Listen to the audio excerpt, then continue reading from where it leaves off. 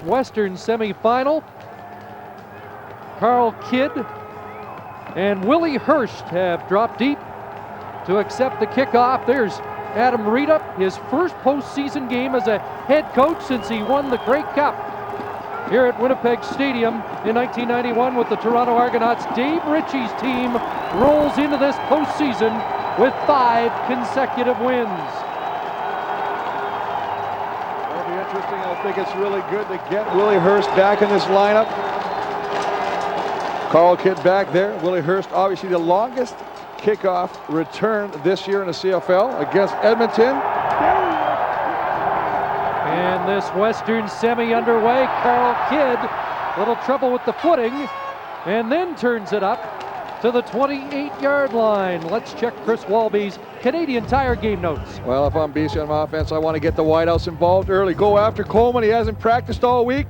And remember Ricky Bell, a little aggressive back there. He'll take the penalties. Defense, stuff the run, force the pass. Milstiegel's not in the lineup. You got to stop Sellers and Roberts. For Winnipeg, that's them right there. Thunder and Lightning, Sellers and Roberts. Get them involved early and often. And on defense, you've got to keep Damon Allen in the pocket. He'd love to get outside and put you in the bind. Damon Allen starts his 20th playoff game, quarterbacking the Lions and handing it off. And big-time contact by the defensive tackle, Doug Brown.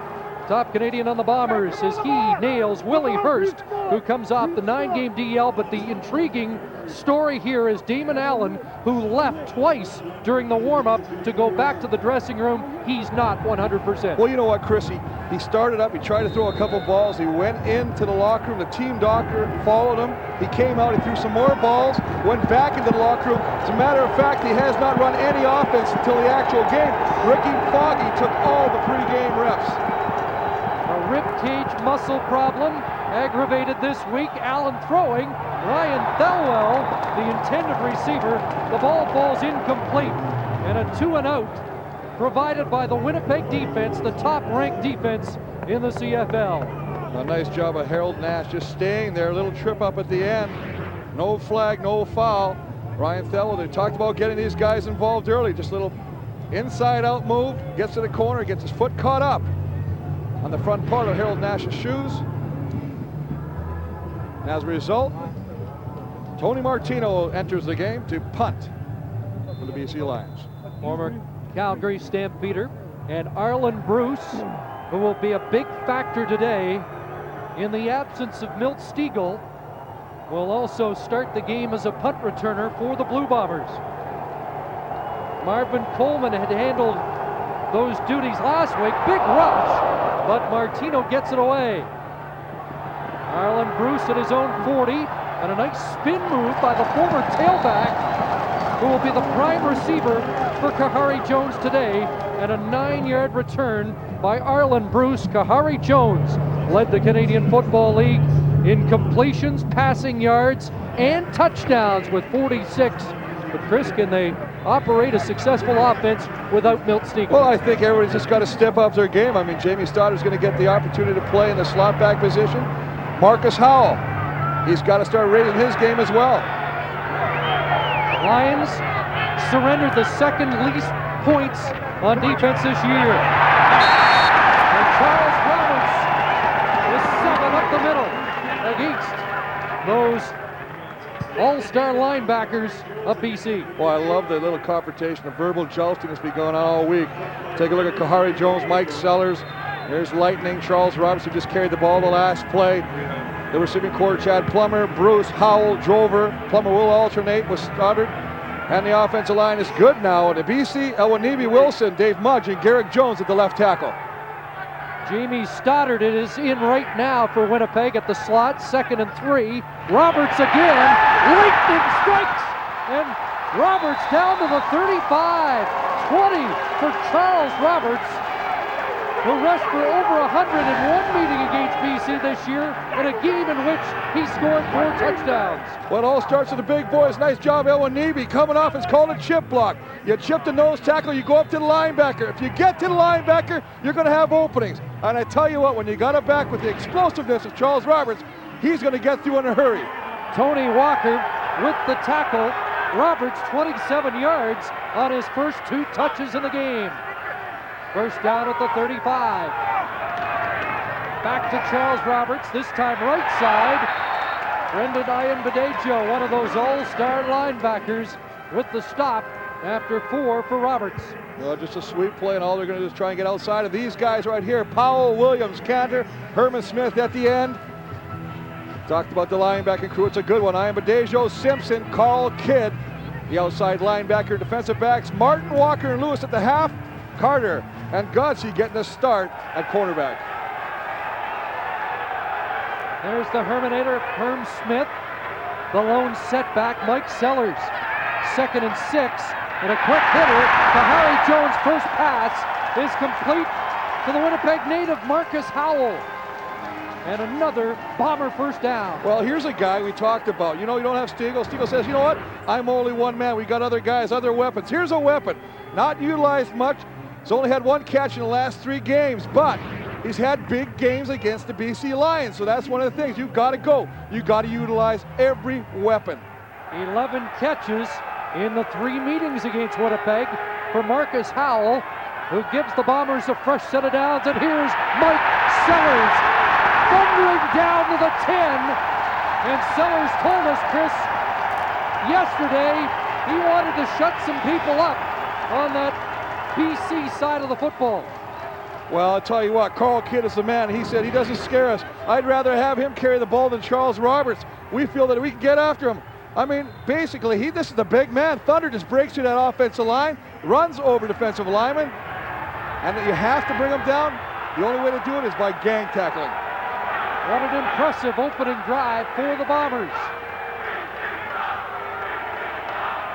First down at the 11. Roberts following Sellers. Gets outside and is ridden out by the all-star corner, Eric Carter. Well, that's a nice job of just getting behind the big fullback. You talk about number 33. Take a look at him as he comes right there. That's a nice job and allows him to get to the outside. That's what you want to do. See 33 coming back, getting the cover blocks. You know, not only are you damaging the BC Lions running the ball, you're damaging them by blocking against them. 3 for Charles Roberts, 2nd and 7. The Bombers can make a first down without scoring a touchdown. Short drop, end zone, Stoddard, well covered by the rookie Tony Walker, who was the defensive player of the week last week against Saskatchewan. Well, just trying to get him deep in the end zone, but a nice job, as you say, Tony Walker keeping him to the outside. The only way the Stoddar's going to make this catch is if he makes a remarkable stab with the left hand, but he kept him to the outside. It all starts with the protection. Keep Mike Sellers in there, a little extra protection. Carl Kidd coming in a blitz. Nice job. Charles Roberts taking down Kidd at the knees, allowing the time. Kahari tries to get it there, unsuccessful. The leading scorer in the Canadian Football League this year, Troy Westwood from 15 yards out. Bombers on the board first. Solid drive, but they settle for 3 here in Winnipeg.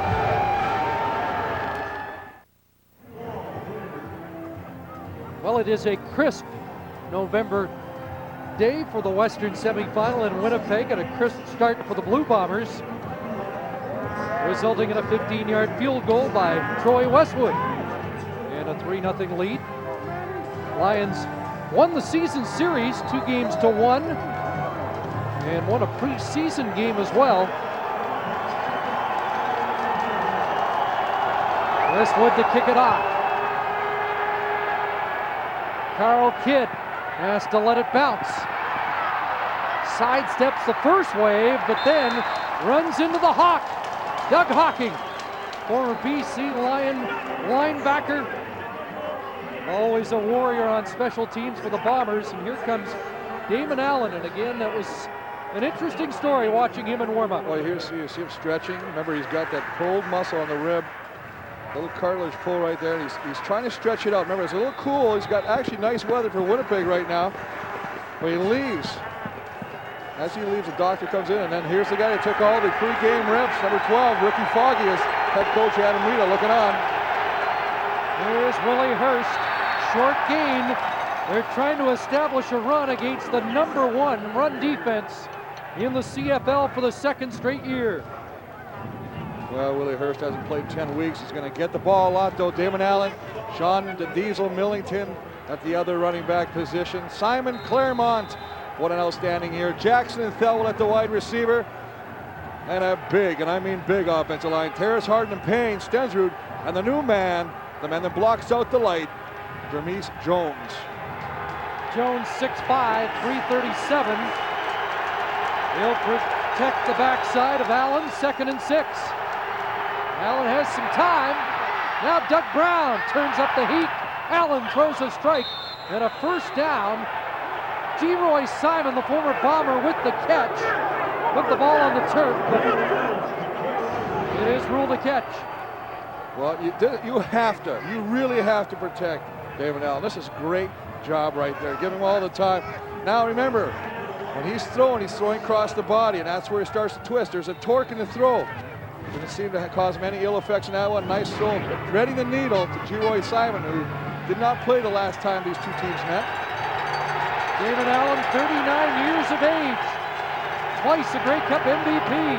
First down, and a completion and a nice twist away by Willie Hurst.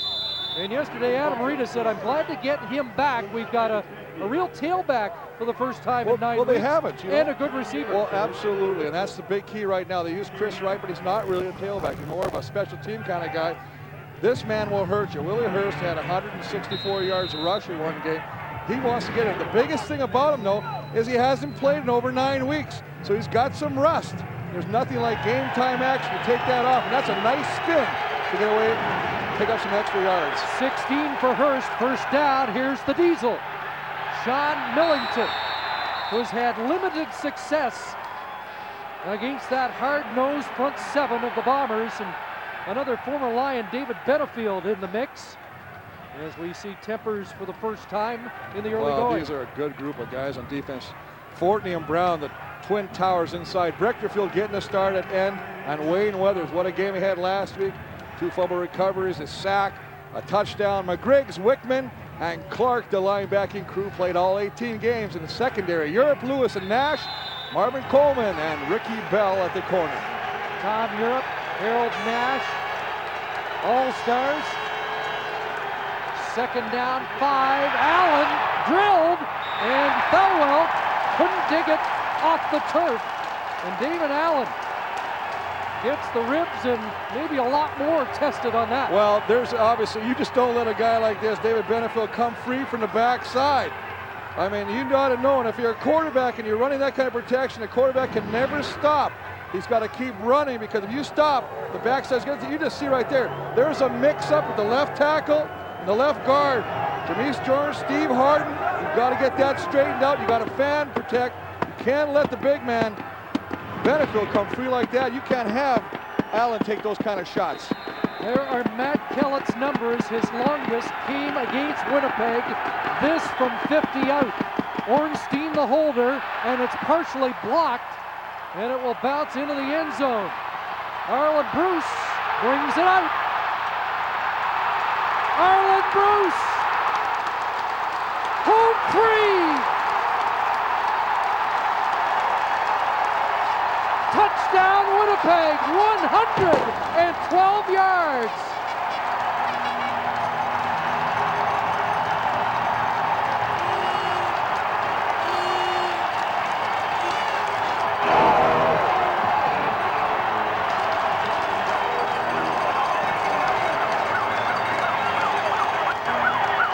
Chris, the Argos rode the wave of a punt return touchdown in the Eastern Semi, and now the Bombers get a big play on special teams early. Well, I think this is when it's a winner take all, loser go home. You use your best players, you put them in every possible situation where they get to touch the football. Arlen Bruce does just that on the punt return. Another time to touch it, and does a great job of finding an opening, busting through, and then using his speed to break into the open field. And once he's in the open field, no one's going to catch him. Well, they asked who will step up and make big plays without Milt Stegall. And Arlen Bruce with a very quick response. Westwood adds the extra point. And they're living it up in Winnipeg early. 10-0, less than 10 minutes in. Now, Harry Jones told me yesterday he thinks Arlen Bruce one day will be the outstanding player in the CFL. That's why.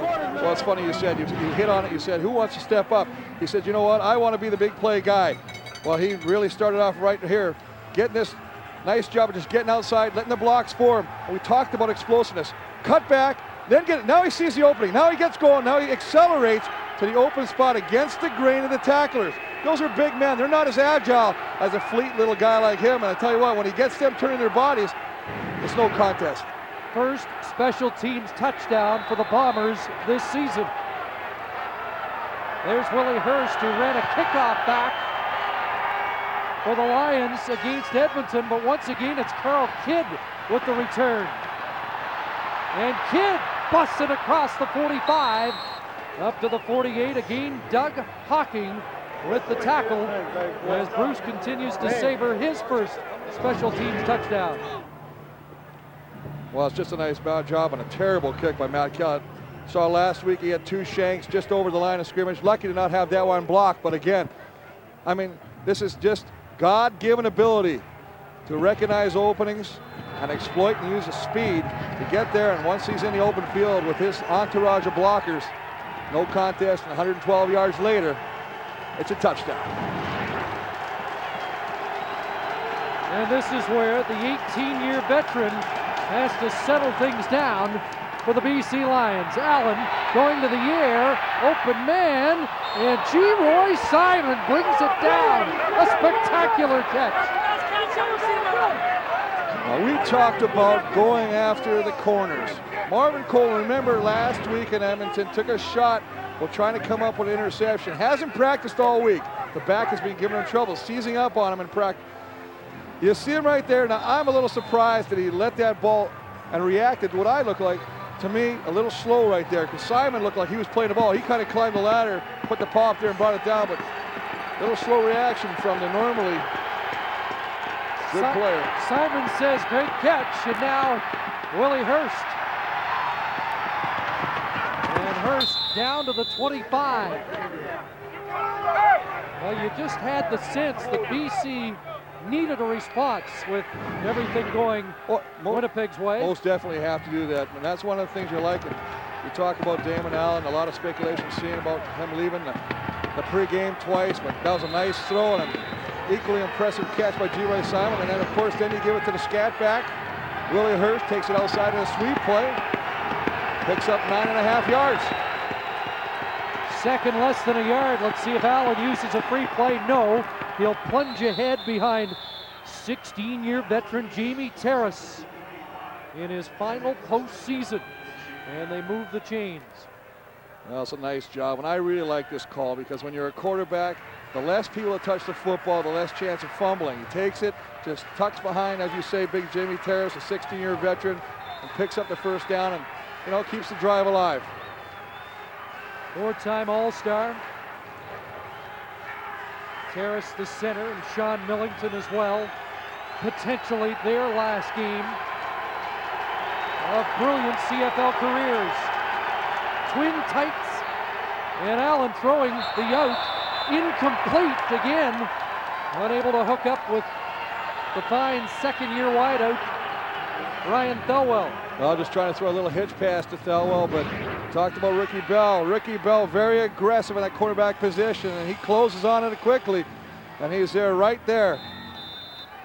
Just after the ball is caught, you see Millington trying to release. You're running a little double tight end. Sometimes they use the big offensive lineman, sometimes be Claremont and Millington, and that offers them the opportunity to maybe throw a pass. But Griggs would have none of that on that play. Damon Allen has thrown only one touchdown pass in the last 12 quarters. 2nd and 10. He looks downfield, and Hurst couldn't bring it in. That would have ended the touchdown pass drought.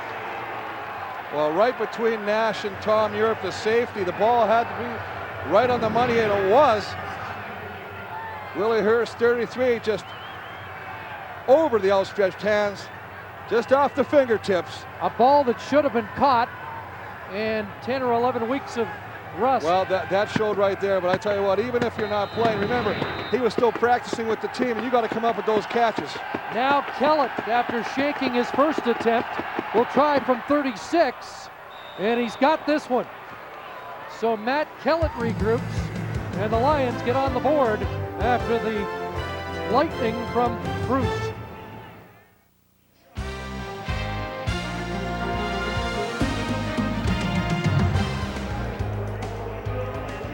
2:26 remaining first quarter. 10-3 Blue Bombers, and they'll take possession at their own 35-yard line. If you're just joining us, the Toronto Argonauts winning the Eastern Semi over Saskatchewan and earning a trip to the Olympic Stadium next week to meet the Montreal Alouettes. Kahari Jones steps up and gets to the 40-yard line and has 5. And there's an injured Blue Bomber on the play. Well, that's Garrick Jones. They really like this newcomer, getting a 6th start at the left tackle position. Looks like he twisted the knee a little bit. Boy, they can ill afford to lose him. Is also a zebra down. One of the referees caught in the scrum. Kahari Jones can't find anybody. Avoids a potential sack, tucks the ball, and takes what he can before Barron Smith decides to drag him over the referee just to make the point. That's the way he uses it. You can see right, I mean, that's just using him right there. That's Craig Powell, the rush in of the BC Lions. Garrick Jones stays in, and he's unbeaten in his CFL career. Joined the team with 5 games left, and the Bombers have won all 5. Second down and 5, and Kahari Jones following the blocking of the right guard Eric Wilson, but he'll be short of the first down. Well, you know what, and this is what Kahari Jones has to do. If there's nothing there, don't force the situation, get outside.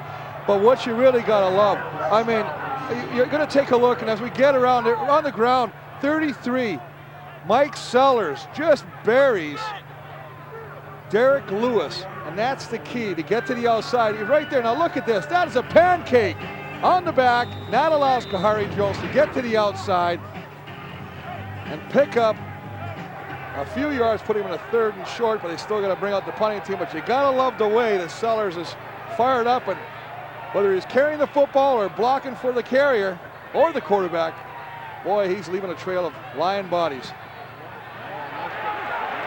Tony Walker, the punt returner for the Lions, and Clark got a piece of him. Hawking finishes him off, and Doug Hawking is revved up to play his old team here today. Well, Doug Hawking, who has only 5 special team tackles all year, but really does a nice job, already having 2 today. But as you say, Brian Clark with the initial contact, it's a way to hustle. Let's join Brenda Irving. CBC for the documentary, A Part of Us All. It takes a look at last season's Stanley Cup final and follows our Hockey Night in Canada crew. That's 7 p.m. local time on CBC. Looking forward to that tonight. Scott Russell with some fine work on that, and here's the Diesel, unable to get going, and they have done quite a job on Sean Millington this season. Wayne Weathers in on the stop, and what a game he had last week.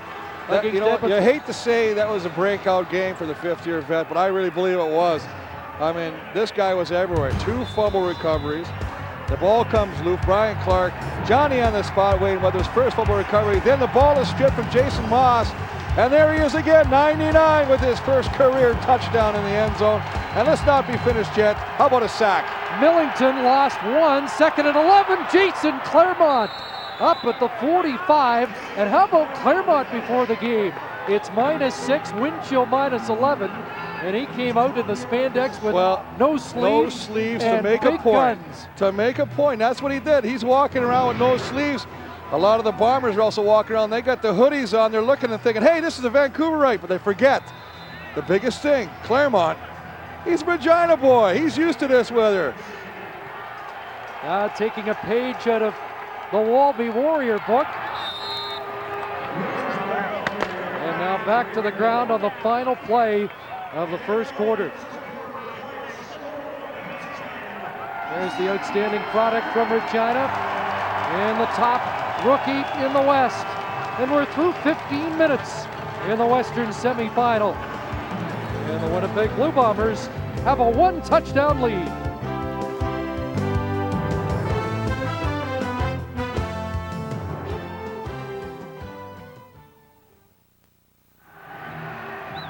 Arlen Bruce's 112-yard return of a missed Matt Kellett field goal is the difference after 15 minutes as we check the numbers.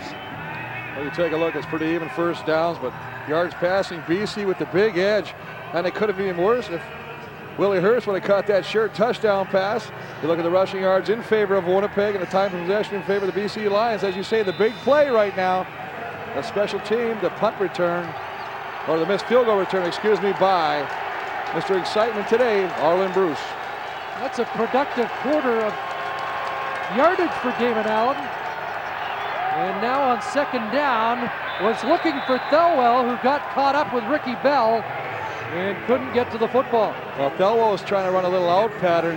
The ball was deep. That's just a play where Damon Allen is expecting Thelwell to go back up the field, run a little wheel route, out and up. One-on-one coverage. Ricky Bell really tight right on him. Just going to play him out. Now just push him out like that.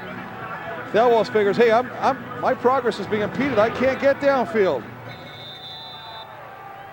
Allen's looked at Thelwell 4 times today and has yet to connect with his sophomore wideout.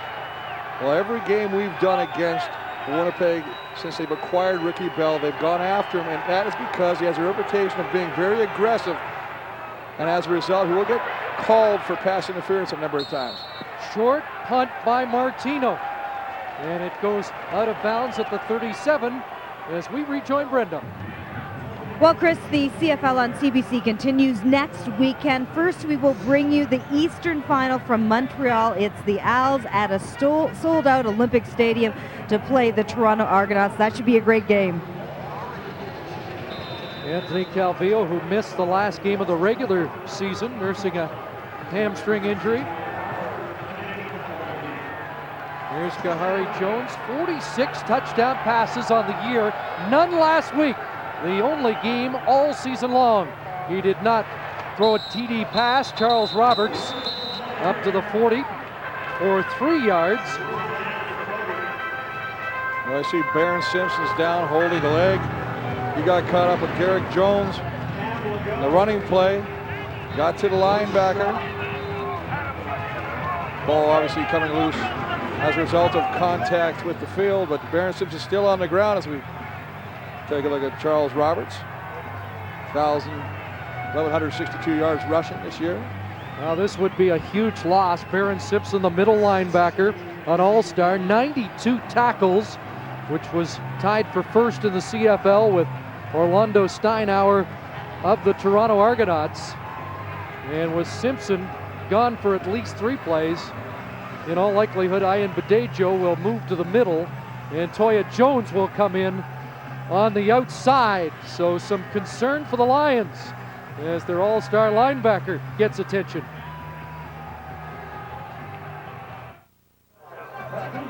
Barron Simpson getting attention, seemed to be getting some weight on the leg that got rolled on. Well, it's Eric Wilson. There's the one guy, and here these are the 2 guys that are going to meet. Now as we roll the play, just going to chip block. Now he's going to go up to there. Now take a look and stop and watch right here at the bottom here. Look at the roll. It's going to roll right into him. Another offensive lineman taking the legs out from underneath on Barron Simpson, and he had to leave the football game. There's Canadian Jamie Stoddard, a BC boy. And again, Stoddard getting a chance to play today with the injury to Milt Stiegel. Well, Stoddard excited about the opportunity. Feels he's a natural slot back. He loves to get involved. He's a big man. He wants to get the football, wants to get in the heat of the battle. And Chris, he had a tough year, and he felt this was an opportunity to salvage a disappointing season. And Adam Rita has gone with Ron Akami. Well, Akami, who was the starter earlier in the season until they got Ian Badejo, so he's had some playing time, albeit not for a while. So Akami takes the outside. Ian Badejo replacing Simpson. and Roberts dragged down by Brendan Ian Badejo. A couple of yards on the gain, but what a season Ian Badejo has had. An all-star season, and he didn't even get a start till August 9th, and he's among the leaders in all the defensive categories. I mean, these three linebackers, I mean, they're in the top 8 in the CFL in tackles, but Ian Badejo, I mean, 21 tackles, 3 interceptions against Winnipeg. All his interceptions, in fact, he's only got 3, are all against Kahari Jones. He's had 1 each game, and he says, you know what? Look for me to get number 4 today. Well, we'll have to see if that happens. 2nd and 8, the ball at the Winnipeg 52. The Lions defense all jump up front, and that pass is incomplete with markers on the field. Nice job of Kahari Jones changing the snap count. He was a little voice fluctuation, drawing the BC Lions offside, causing them to jump. And that's a real good job. You know, a good job is when you get one guy to jump. A great job is when you get the entire defensive line to jump. BC number 91. Repeat, second down. It's first penalty of the game, Chris. What's wrong with these two teams? Usually they both get 150 yards plus. Well, they know, as you see, they all jump. He's right over here. I mean, basically what's happening right now is they realize that the team that stays composed, that plays with passion, has a good chance to come out of this a winner. 2nd and 3, big Mike Sellers, and you don't see that very often. Stood up and driven back, and a little message there delivered by Tyrone Williams and Brent Johnson. Well, I love the story when we got Carl Kidd yapping at Mike Sellers saying, you know, I talked to Carl Kidd does not want to meet me in the hole. He told me so. And then he goes, you know what? But there's one guy that Mike Sellers is scared of, and that's Tyrone Williams. And you wondered if they were just playing it off each other, you know, because you know there's a lot of that going on, a lot of mind games before the football game. But boy, Tyrone Williams, nice job of filling that hole quickly. So 3rd down, and Bob Cameron in the punt. Nice high punt. Walker drops it. It's loose, and who gets on it? I think the Lions retain possession, but an anxious moment there.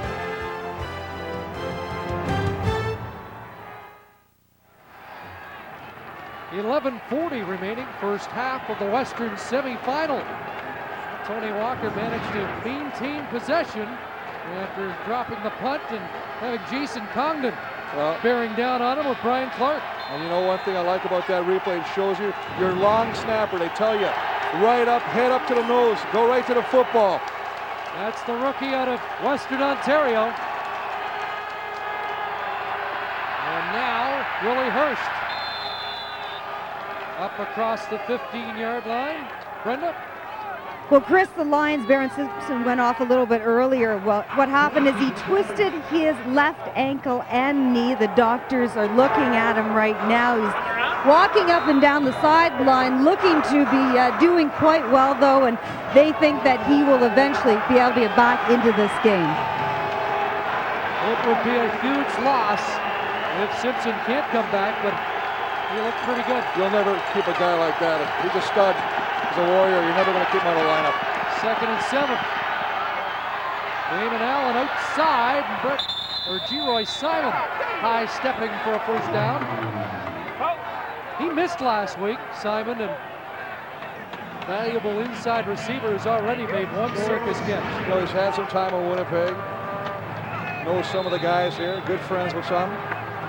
But happy to be back. We saw him before the game. He had a big bounce in his step. As you see, he's got one right there. And you can't play off. I mean, he's wide open. It's a release valve for Damon Allen, but you can't be that wide open.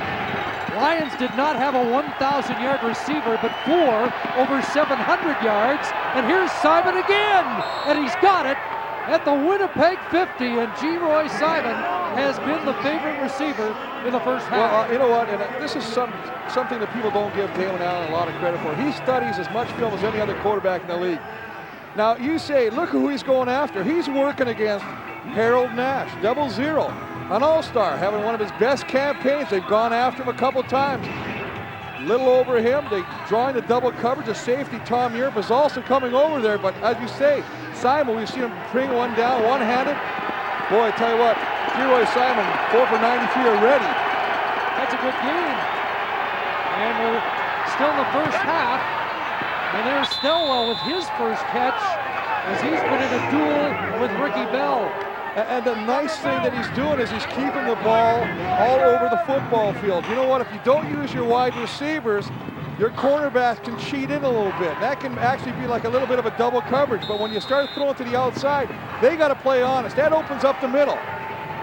2 touchdowns for Ryan Thelwell, but last time the Lions and Bombers met,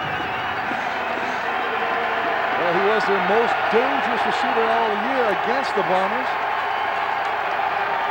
Second down, rush on. Allen got it away, but it falls incomplete, and David Allen took another big shot, and now in some difficulty. Well, he got rolled. Now he got knocked over.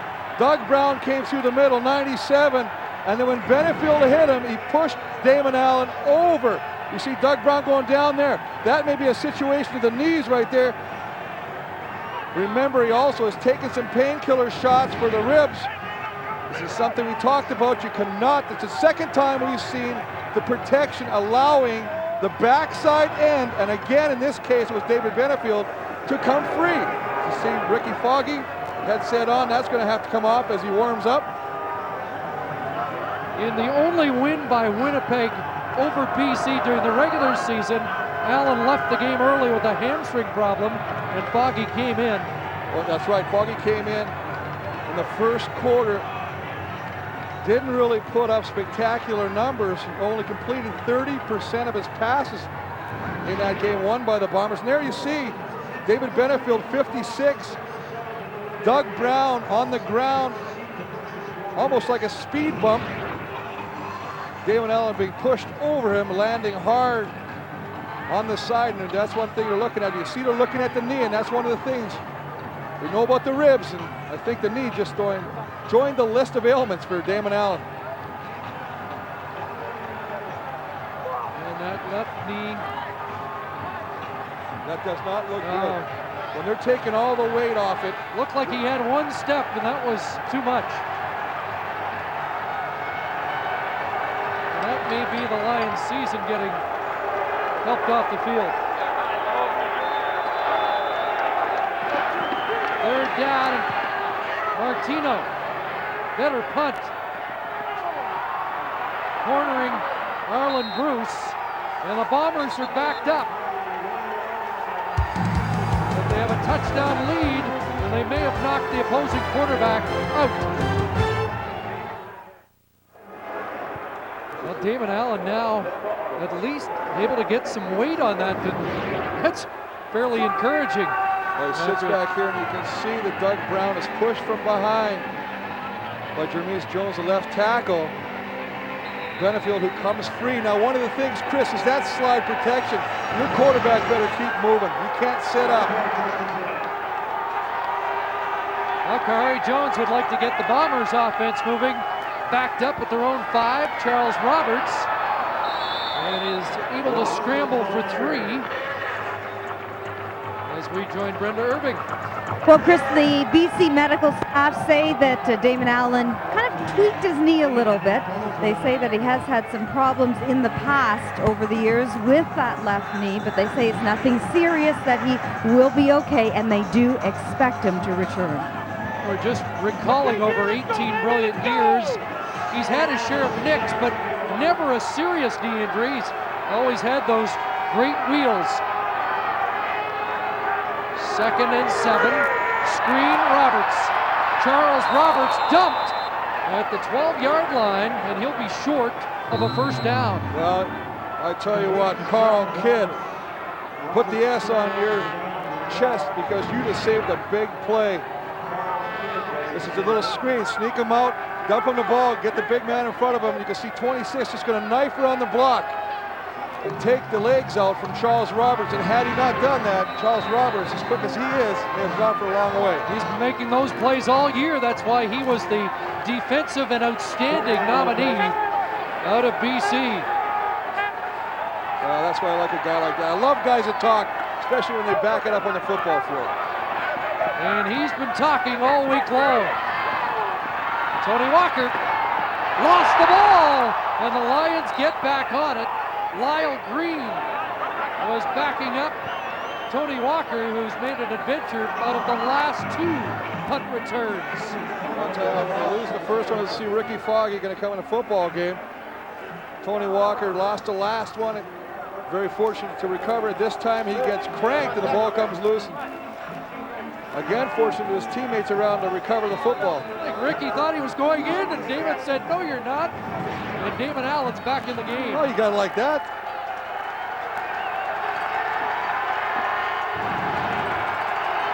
So Damon Allen staying in the game and handing it off. Willie Hurst. And he's out at the 35, close to a first down. Now remember, this is a team that only allows us as a defense 80 yards rushing against a game. This shows the speed of Willie Hurst. I mean, he's basically going east-west, and he's still picking up a first down. Let's take a look at Damon as he hands it off. Looks a little gingerly on that, not taking huge steps, but it's kind of hard to tell when you're Damon Allen. You know, he can turn it on in a second. Always talked about the way he's somehow discovered the fountain of youth, but today he's looking a little more like a 39-year-old, but gutting it out. Well, what did Adam Rita say? He says, you know what, I can get into Damon Allen's face. I can say things I would never say to other people. He says, we have like a father-son relationship. He says, no, not really, because he says, Damon's almost my age. Well, he challenged him again before last week's Saskatchewan game. Rita challenged Allen when he took over the coaching job, and both times Damon has responded. It's a first down for the Lions. And again, it's Willie Hurst. And Hurst down to the 25, close to another first down. So they are getting it done on the ground against the Bombers defense. Well, it's as a counter. They're just going to pull a couple linemen. There you see the center and the backside tackle.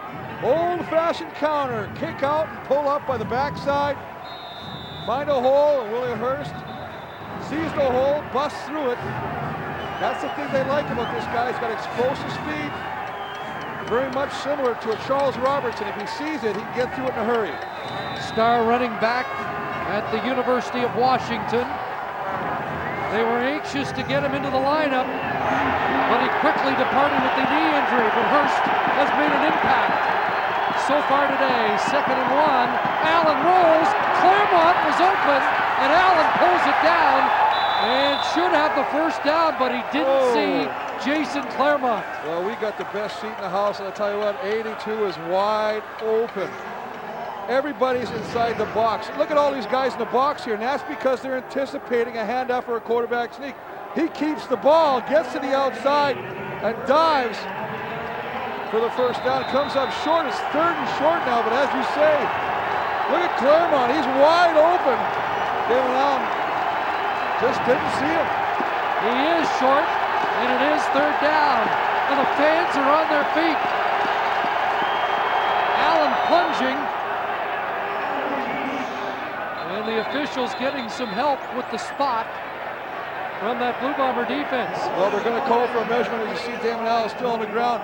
But the thing about a veteran quarterback, what a veteran quarterback will do is he'll go to the line and look for gaps in the defense. He's not normally just going to go to the right side. He's going to take it, not tell the offensive line sometimes which way he's going to go, find an opening where he sees a bubble or nobody there and try and go there to pick up the first down. He picks up a first down here. He's going to take a look, go to the left side, tuck, and does a nice job of staying low. You stay up high, you got a chance to get banged or cranked on by one of the linebackers. You wonder if he doesn't have the same push with the knee problem. But when he was helped off, it looked like his day was done. Well, I think he has a nickname, Gumby. He's stretched. Right. He's Rubber Man. 5 minutes left. It's been an interesting first half. It's a first down. Harold Nash. Well, just an old-fashioned halfback blitz. Harold Nash, 0-0, coming off the short side, not being picked up. That kind of speed, boy, you better get rid of the football. Remember, this is blind side too. This is blind, he doesn't see him. The last second turns, sees a blur, a cloud coming at him, wearing 0-0.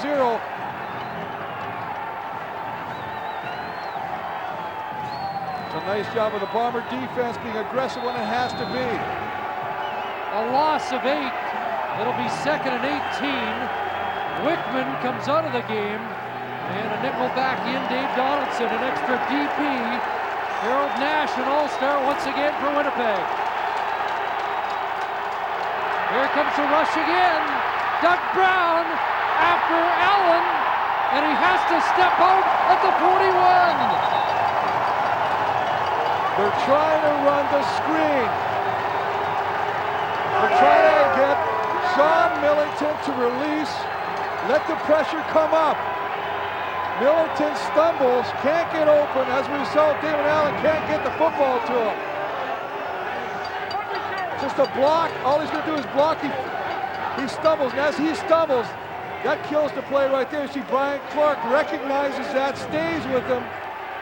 David Allen has nowhere to dump the ball, and he has to run out of bounds.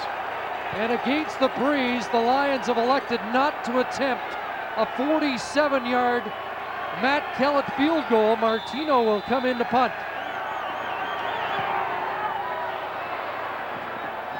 Bouncing it down to the 10 where Arlen Bruce seemed to bobble it, but they were within the 5-yard restraining.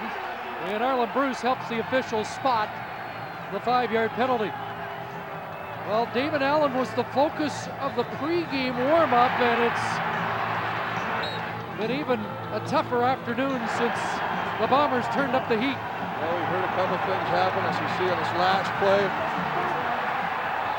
Diving for first downs, getting sacked by Nash, trying to make things happen, and I think the story so far has been a story of tweaked knees. Baron Simpson with a little tweaked knee, and David Allen, as you see, is having a little conference there.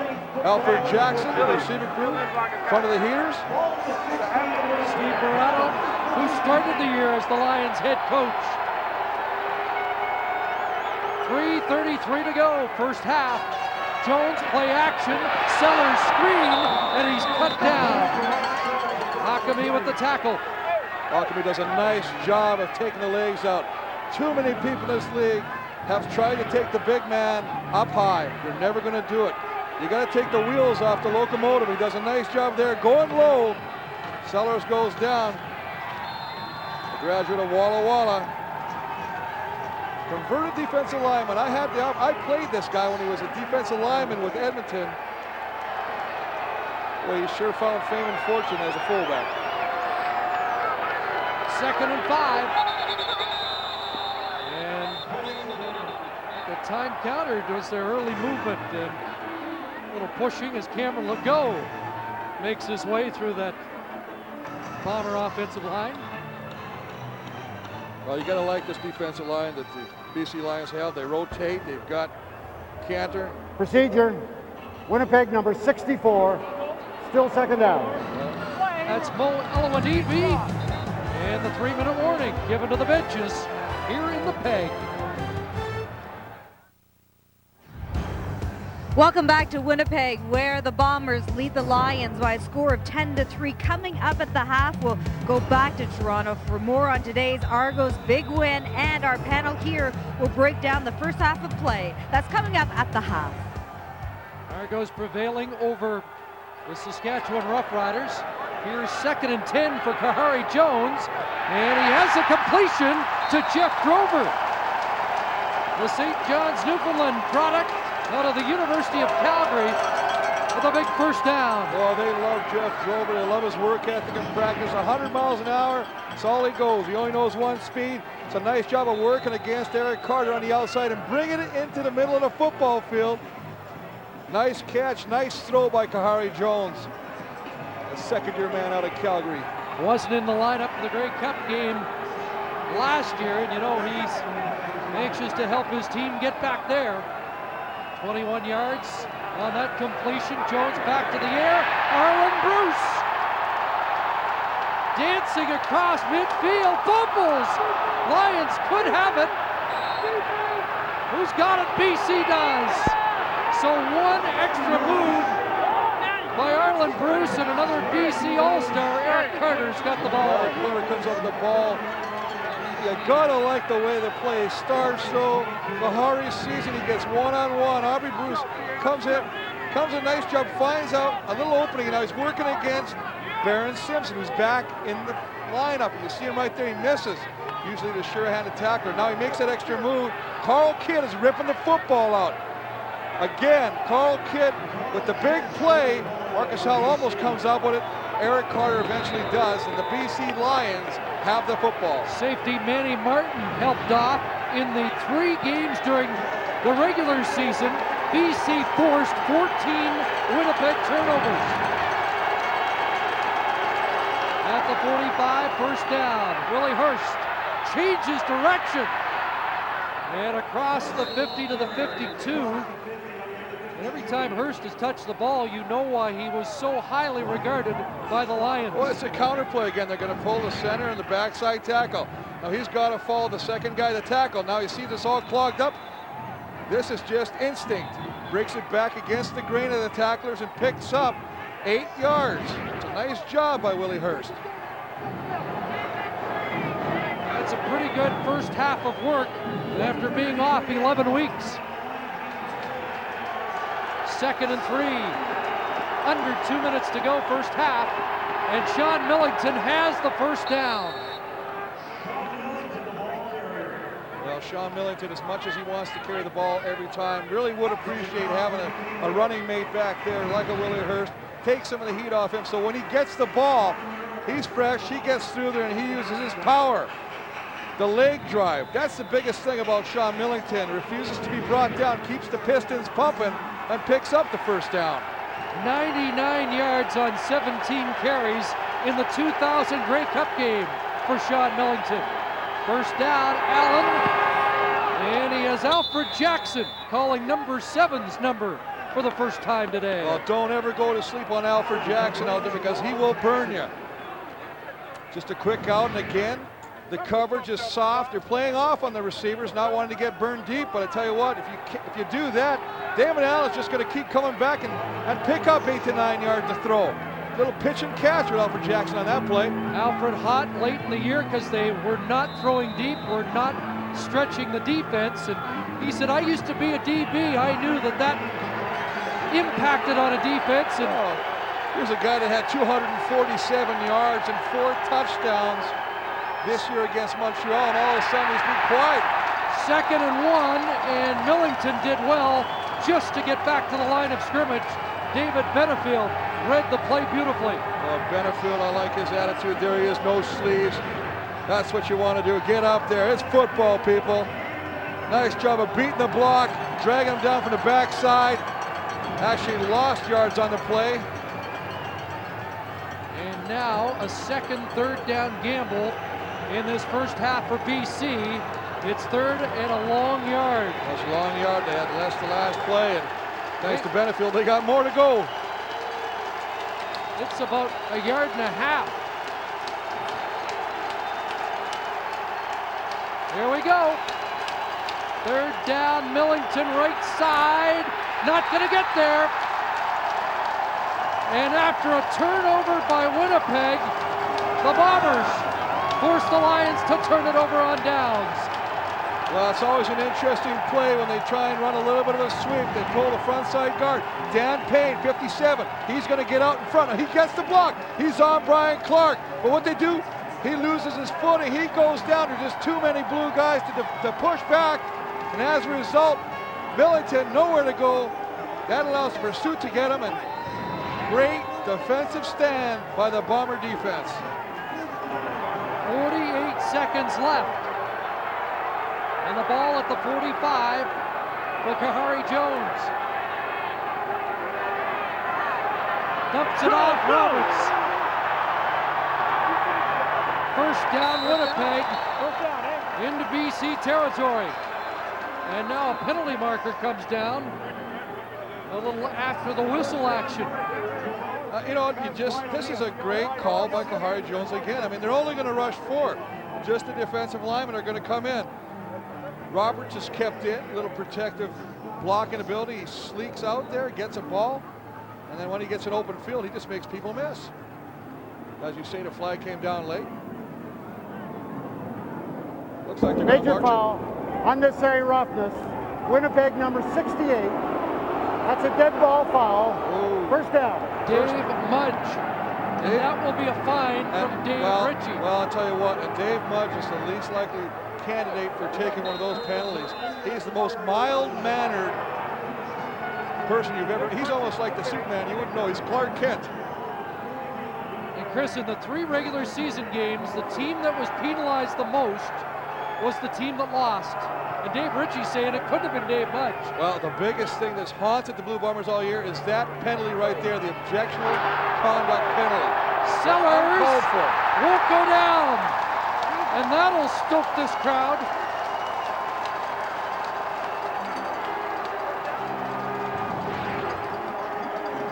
Well, chop left, you're just going to see, he's just going to come around. He's just right there. He's just going to try and clear the pile. And all he's doing, and I tell you what, as an offensive line, when you're running down there, a lot of times you don't hear the whistle. You see anybody coming to try and pile on your back, you're there to protect them. 9 for Sellers, 2nd and 11. And it's 8 straight completions for Kahari Jones. And Jeff Drover has his 2nd catch. Kahari Jones will be the first one to tell you when he feels that he's in his zone. Boy, I tell you what, he knows he's got that confidence that he can make anything work. It's a nice job of just getting the ball out to Drover again. Short side of the football field, good throw. Pick up another first down. 24 seconds left as they try to get into Troy Westwood range. Asherrod Jones, and he throws behind Charles Roberts. Incomplete. Well, they leaked both backs that time, Chris. Charles Roberts went to the short side. Mike Sellers leaked out to the wide side of the football field. BC played that very well. Both linebackers on the wide side. Ayabadejo short field and Carl Kidd responsible for the backs. Had them covered.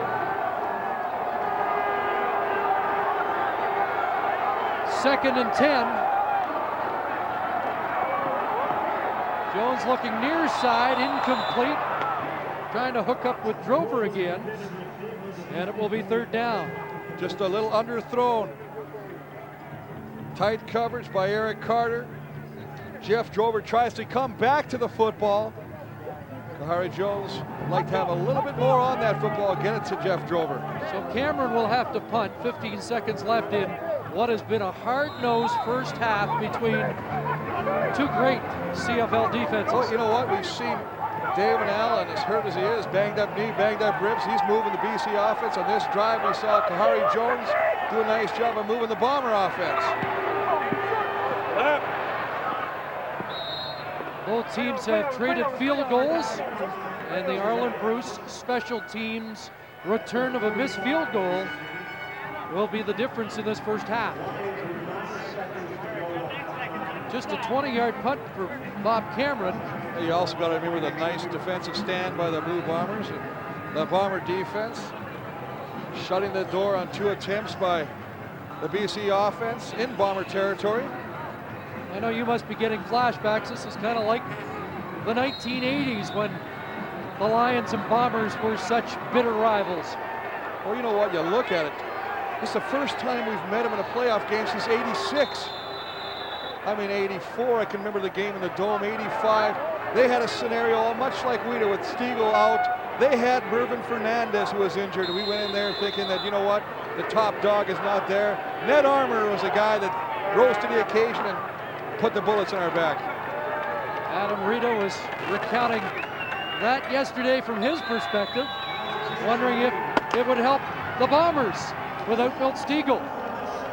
And Rita's team will head to the locker room down by a touchdown. But the good news is that Damon Allen still has a little bounce in his step after a very physical first half. Well, that's promising news for BC fans and teammates alike. I mean, they know that their fortunes rest with that man, number 9. Brenda? Well, Dave Ritchie, how did you feel about the way your offense performed in that first half without Milt Stiegel? Well, enough to have 10 points, but we're going to have to be better because our offense didn't do a whole lot since the first series or 2. And we moved the ball, and then we have a turnover over here, which, again, the turnover can hurt us. So we've got to, correct that stuff. Good luck in the second. Thank you. Well, here in Winnipeg, it's the Bombers leading the Lions 10-3 in this Western semifinal in Winnipeg.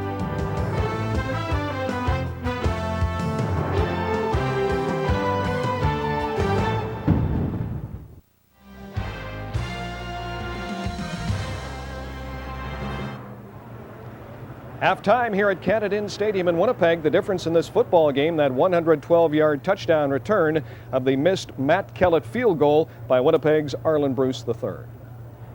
And if you are just joining us, good afternoon from Winnipeg. I'm Brian Williams. Eric Tillman, Danny McManus will join me here in just a minute. Earlier this afternoon, the Toronto Argonauts advanced to the Eastern Final next weekend in Montreal against the Alouettes. The Standard Life football heroes thus far, the Toronto Argonauts. With more on the Argonauts win, once again from Toronto, here is CBC's Bruce Rainey. Bruce. Canadian Football Heroes. Brought to you by Standard Life.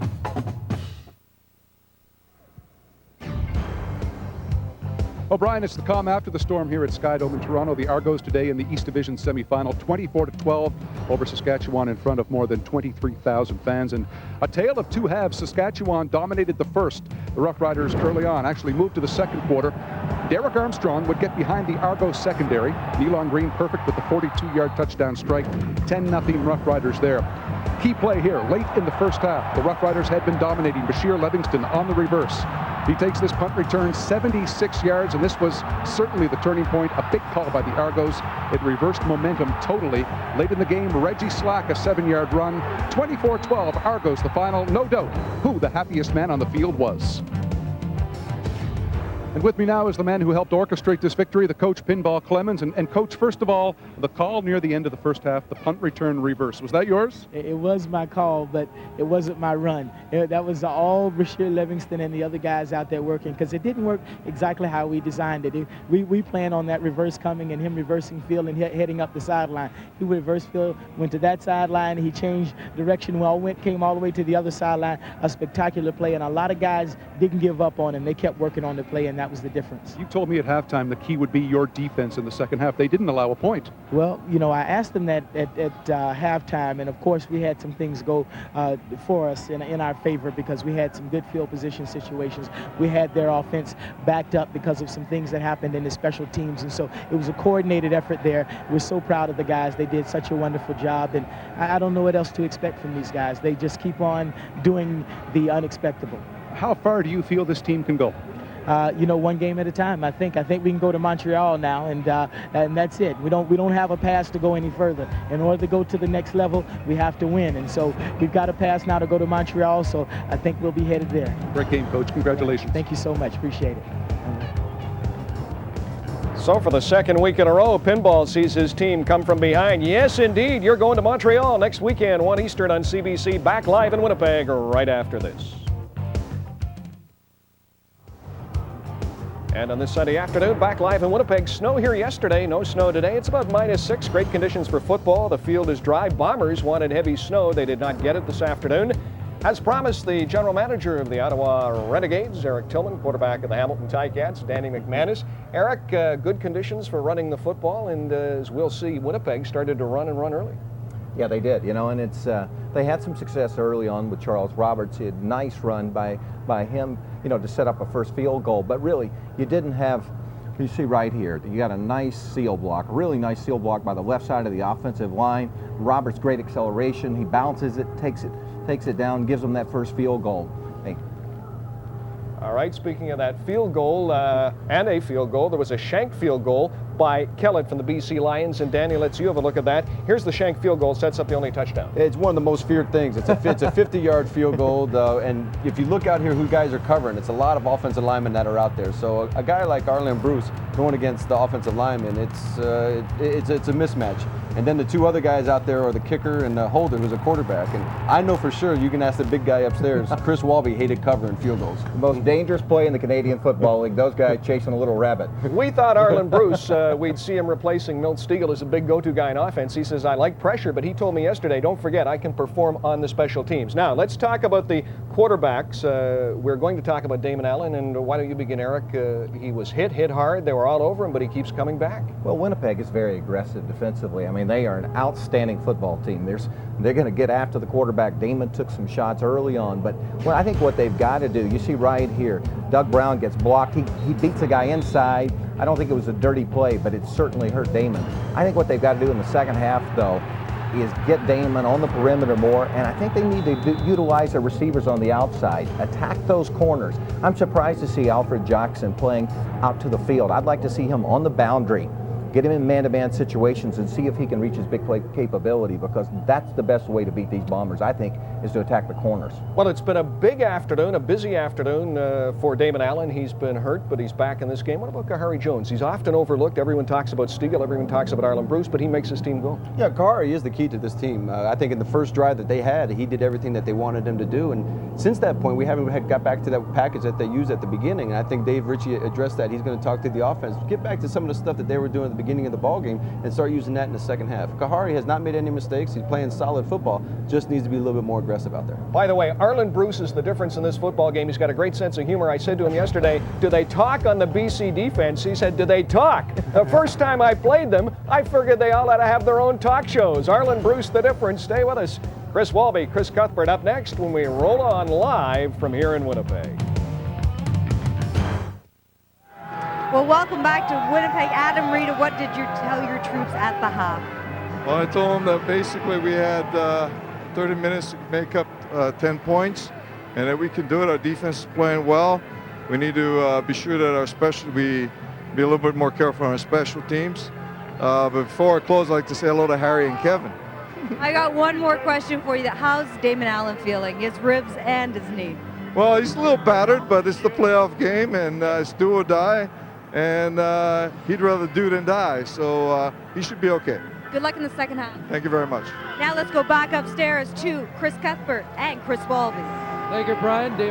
Brenda, Damon Allen certainly showed how resilient he is in that first half.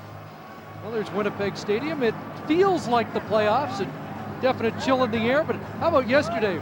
Walby had a big smile on his face. He wanted to play right then. The snowballs were out, and the Bombers were hoping that the field conditions might be like this on Western semifinal Sunday. However, let's tip our caps to the Winnipeg Enterprises crew, because they were out at 4:30 this morning, and that field is fast, and they've done a nice job. They really have done a great job. You know what?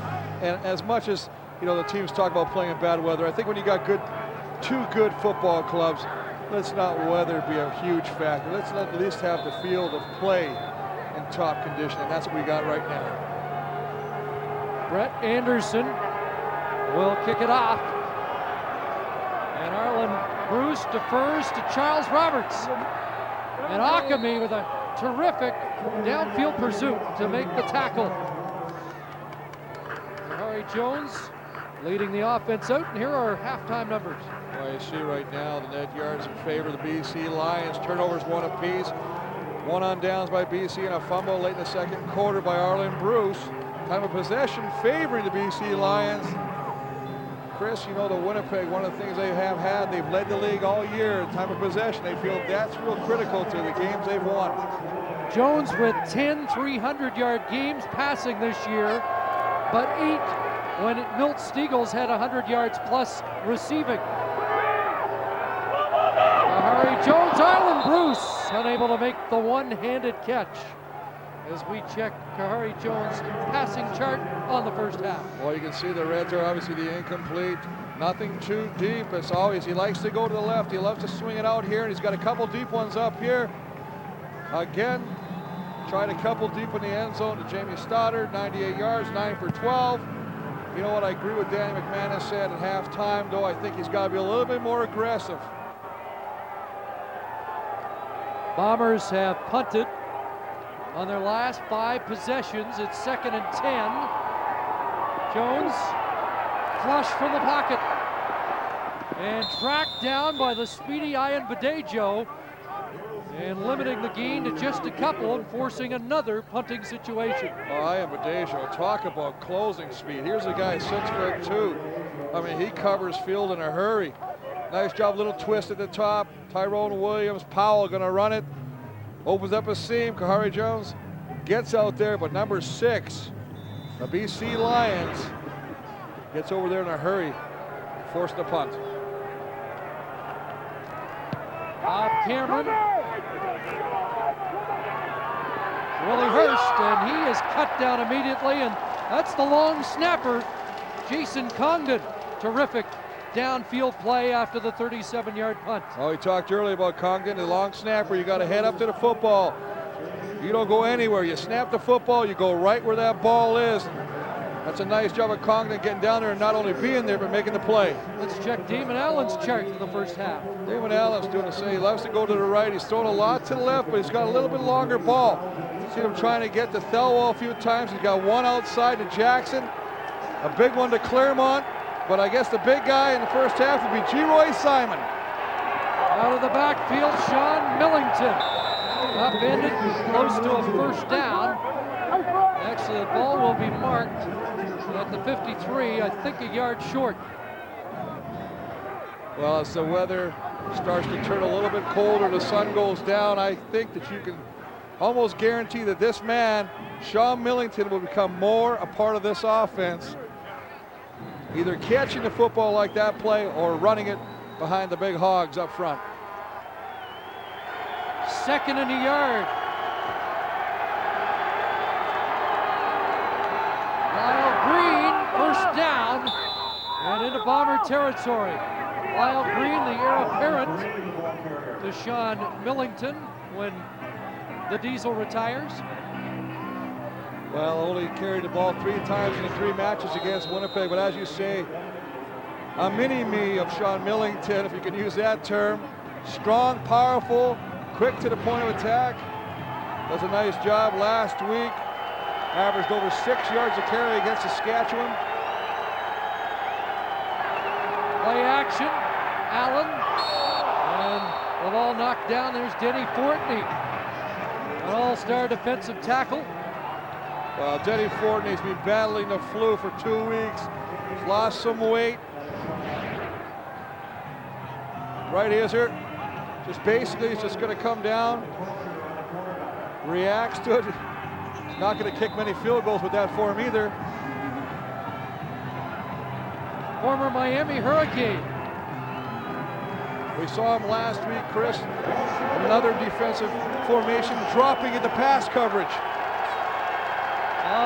Fortney and Brown in the middle are some combination. 2nd down, Allen nearly picked. Marvin Coleman, closest man to the football, as they help Allen from the carpet again. You just talked about the Twin Towers inside. We just saw Denny Fortney. Now you see Doug Brown, 97, all 6'7". Just going to work right in there. Little arm bar protection. Gets underneath the offensive lineman, and then it's just a drive to the quarterback. David Allen gets time to set the feet, and just overthrows his intended receiver.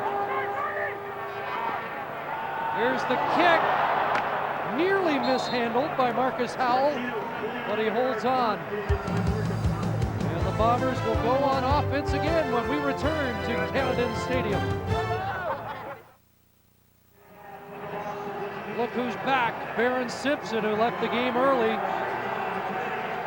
Back in, just came out of the dressing room as that last punt was taking place and went right in to lead the defensive huddle. Well, I think Adam Reed has said it best. He said it's do or die time, and I think my players would rather do than die. And Harry Jones goes to work. Big Mike Sellers. I am Badejo waiting for him. Couple for Sellers, but he's been relatively quiet. Well, we've heard a lot of smack talk between Carl Kidd and Mike Sellers, but I am Badejo. I tell you what, he does a nice job of meeting Mike Sellers right in a hole and then doing the best thing, grab the legs and lift. As soon as he gets those legs off the ground, the body's got nowhere to go but down. I'd like to say hello to our American viewers on Fox Sports World. and the Sunshine Network, and Brendan's brother, Obafemi, the former NFLer, watching in Kansas City as Brendan takes down Sellers, but not before the big man has a first down for Winnipeg. Well, that's just one of those scenarios, and I love this play. I really do. To slide him out, get him the ball quickly, block, release, catch, and then lower the shoulder. You know you're going to get hit, but the momentum and the force, the leg drive, the power, you put it all in this package. He says, I'm a Mack truck when I get that football. And I tell you what, Amadeus, you hung on for dear life on that one. 63 catches during the regular season for the fullback Sellers. And now Roberts. Charles Roberts flagged down, in all likelihood negating a 17-yard carry. And there's a big scrum going on. Powell in the middle right there. Back with the old lineman. Now we're starting to heat up, people. You can feel it up here in the booth, even with the windows open. But I believe a flag was thrown as one of the receivers was trying to block downfield to get Charles Roberts more yardage. That's that 1-2 punch, thunder and lightning. First it was Sellers at 275, and then the speedy scat back Roberts over 100 yards lighter. Not often you see that much discrepancy in the backfield, although I know you're not that impressed because there's probably over a 200-pound discrepancy in the broadcast booth. Well, I do like the fact that Mike Sellers was joking because he's listed at 260. I believe he told you, he said, I haven't been 260 for a long time. Winnipeg number 88, major foul, rough play disqualification, BC number 56, first down. Craig Powell is gone. Jamie Stoddard drew the holding call, but Powell, the Lions defensive end, is gone. And we'll take a look at what happened. Well, he's down there at the bottom. And that's Eric Wilson, number 67, who is on top, and he threw a punch at him. Eric Wilson, who has been labeled a somewhat dirty player by BC middle linebacker Baron Simpson, who says he goes too long after the whistle with the holding, the gouging, the pulling, and the punching. So Brent Johnson, the Kingston native, will have to go the rest of the way. And well, you can see the punch there, little right cross. And, you know, that's really a silly penalty in the fact that you're not going to hurt these guys. They got cages over the helmets on, cages protecting the face, shoulder pads. Ball at midfield. And Roberts. Charles Roberts for the 44, the first down. One of the things that Charles Roberts does that you just gotta love, and that is he stops on a dime. Breaks through, off tackle, cuts it up, stops, and then accelerates. Makes people miss. I mean, he stops his feet and just goes again. Now, here's some blocking downfield. Arlen Bruce getting in with Bo Lewis. Manny Martin, the safety, having to come over and wrap him up, but you can see a lot of the extracurricular activity starting to take place now. Brent Johnson, who's in the game for Craig Powell, who was ejected. Johnson out of Ohio State, but a Kingston, Ontario product. Here's Roberts, pulled down at the 41 when it looked like he was going to get outside. Jamie Stoddard's lost a helmet, and he was eyeing Bo Lewis, and on the last Roberts carry, Eric Wilson was being chased by about 3 Lions. So, well, you know, one of the things that you don't realize is, as an offensive lineman, if you can get under the skin of the defensive people, either the linemen or the linebackers, sometimes you can take them out of the game. They're so preoccupied with where you are and the retaliation factor that they forget their own responsibilities. Eric Wilson, who started the year as a defensive lineman. Second down, 7. Jones, with that little shovel pass, but he was forced to get rid of it quickly as Noah Cantor was bearing down. Well, Cantor came in there, and one of the things when you run a shovel, yeah, you want to get some penetration by the D-line, but not that quickly. It's got to set up. You got to fake the pitch, little play action, try and get it out there, and he's really lucky he didn't put a whole lot on that, because had that ball been tossed a little higher, I believe Tyrone Williams, defensive tackle of the Lions, may have came up with an interception. So Troy Westwood comes on to attempt a field goal from 47 yards out. And Troy Westwood is good. 1 for 4 in last year's Grey Cup, looking for redemption this season. Was some speculation last year that Troy Westwood would be released by Winnipeg after his Grey Cup performance, but he has repaid Dave Ritchie's faith this season, and so far in this game. Well, you gotta love it, because one of the things he says is the first step to redemption. You see the hair coming out there. Look at this. Take a look at this. You see that hair right there? Now, Troy Westwood is one of the most superstitious guys you'll ever run into. He has not cut his hair since that Grey Cup game. And he told me you haven't missed a meal since that Grey Cup game. Well, some things you can always count on. Allen to Ryan Thelwell. And the slick wide out of London is belted out of bounds near the 50. 15 for Thelwell. So the Lions trail by 10 with 8:08 remaining in this third quarter. Well, Thelwell checking the line of scrimmage, just pointing at David, making sure he's there. Gets over there, and you know what he does? He almost tries to initiate to Ricky Bell, or indicate that he's going to go deep. Ricky Bell turns back, gives him some space. Damon sees that, gets the ball quickly to him. 1st and 10. They're going to change the direction on Hurst. He got 4 when the initial hole had been closed. And now Lamar McGriggs and Jermazy Jones exchange shoves, so the tempers are starting to boil. Well, and this is what it's about. I mean, you got to understand there is no tomorrow. During the regular season, you can always go back, look at the game film, reload, and play the next week. You know what? After this one of these teams is going to pack up and worry about preparing for their banquet, their season-ending banquet. 2nd and 6 from near midfield. Allen is picked off. Milo Lewis.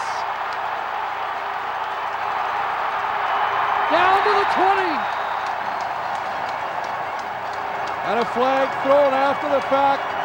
They may be adding some more yardage on this one. And the Bombers D is winning the turnover game today. It's a nice job of just getting back in that zone. Milo Lewis sitting back there. Well, the rookie comes up with his first ever playoff interception. Well, just sits there. He's got the underneath protection. Not a very good throw by Damon Allen. I think he would love to have that one back, Chris, and just didn't get a lot on it. He wanted to go over the head of Milo Lewis. Fell a little short. Number 26 comes up with a big interception, and after the penalty, they take over at the BC 10-yard line. Says he loves the games because then he doesn't have to face Milt Stiegel like he does in practice all week. Roughing was the penalty. Kahari Jones, end zone, touchdown, Jamie Stoddard.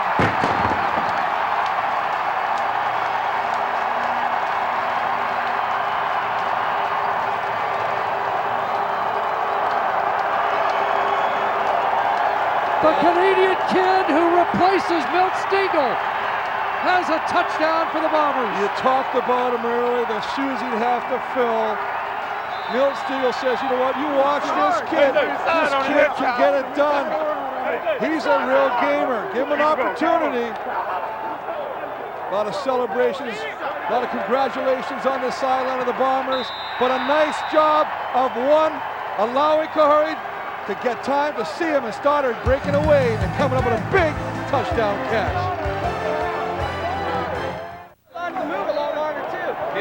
There's Jamie Stoddard with Milt Stiegel. Jamie, U of Alberta graduate, hoping to go back to Edmonton next week. Well, it all starts, you got the protection right here, and you got Charles Roberts who's going to stay, and all he's going to do is check to see if anything comes up the middle. A little bit of maximum protection. Sit in there, help out. Nice job. But I tell you what, Jamie Stoddard, boy, I tell you what, when you get away from that, you know it's the biggest game of your career. And you're working against a guy that was Defensive Player of the Week, Tony Walker, last week for the Lions, and you get some nice separation. Go up high, come up with the catch. Woo! You gotta be happy. Carl Kidd. And Kidd stopped at the 20-yard line. And more flags are flying. 3 or 4 flags after that tackle, and now another. Now here's how it all started, Chris. You got Milo Lewis sitting back in that zone, picking off the interception. 45 yards. Sets up this. Kahari Jones to Jamie Stoddard in the back of the end zone. And after a relatively first... Winnipeg number 30, major foul, unnecessary roughness, BC number 37, first down. After a relatively flag-free first half, boy, we've seen the referees throwing the orange linen a lot in the second half. Tempers are starting to flare. Mike Crum for BC and Brad Yamoka of the Bombers. And the ball at the 21. Jamie Stoddard, a Richmond, BC native who followed Jim Sandusky. Loved to watch Sandusky play and made a Sandusky-like catch for a touchdown that has the Lions in trouble. And Willie Hurst nailed by Denny Fortney. And it's all Bombers right now with 6 minutes to go in the third quarter. Well, I'll tell you what, it's always been the old cliche, but we're going to bring it out right now, people. Defense wins championships. And I'll tell you what, that last play by Milo Lewis, that big interception, allowed the offense to get down there to get the touchdown to Stoddard. I mean, that's big, but this guy, Denny Fortney, you can't say enough about that guy. Last year, not even a quarterback sack on his resume. This year, he leads the Bombers with 7. 2nd and 9. Allen to the wide side. Simon the catch, but short of a first down. Well, I don't think you're going to be very successful if you're BC right now by keeping Damon Allen in the pocket. You got to get this guy to the outside, and you got to start throwing the ball deep. At least attack. For you to sit here and throw these little easy outs, you're not going to do nothing. You're keeping everything as a defender in front of you right now. You're making it easy for the Bomber defense. That's what Alfred Jackson's been saying for a few weeks. He was told to play and not try to coach. Well, you know, he said, I respect what you got to say, but don't say it to the media. Come and talk to me, and I think that's what you do. You keep that in-house. Martino punts it away, and Arlen Bruce at his 49, flag down. Bruce breaks loose. Flags down as Arlen Bruce tries for another kick return. Touchdown. He's out at the 3, but again, a pair of markers are down. One is no yards. What's the other? Well, that's right, Chris. As the offense is starting to walk on the field, and I think they know that usually when the first one comes, it's no yards, but the second one, 99% of the time, is for an illegal block or contact.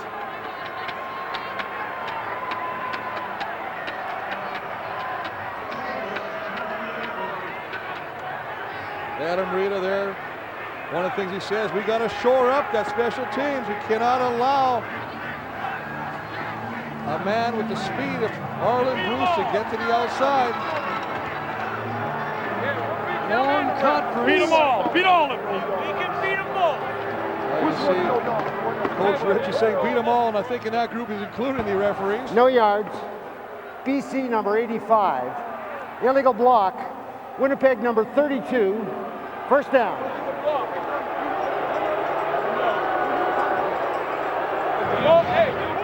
Let's take a look. That's Michael Shaver they're calling on number 32.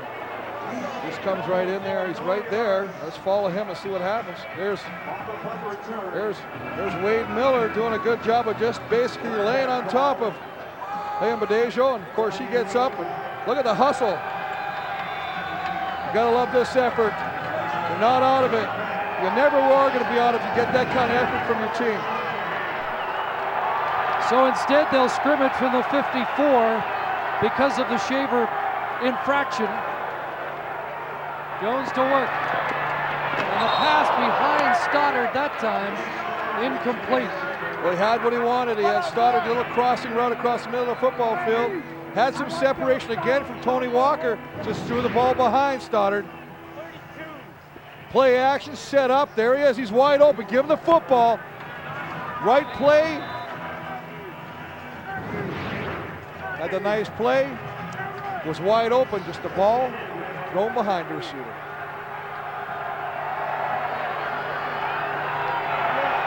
Second and 10 for the Bombers.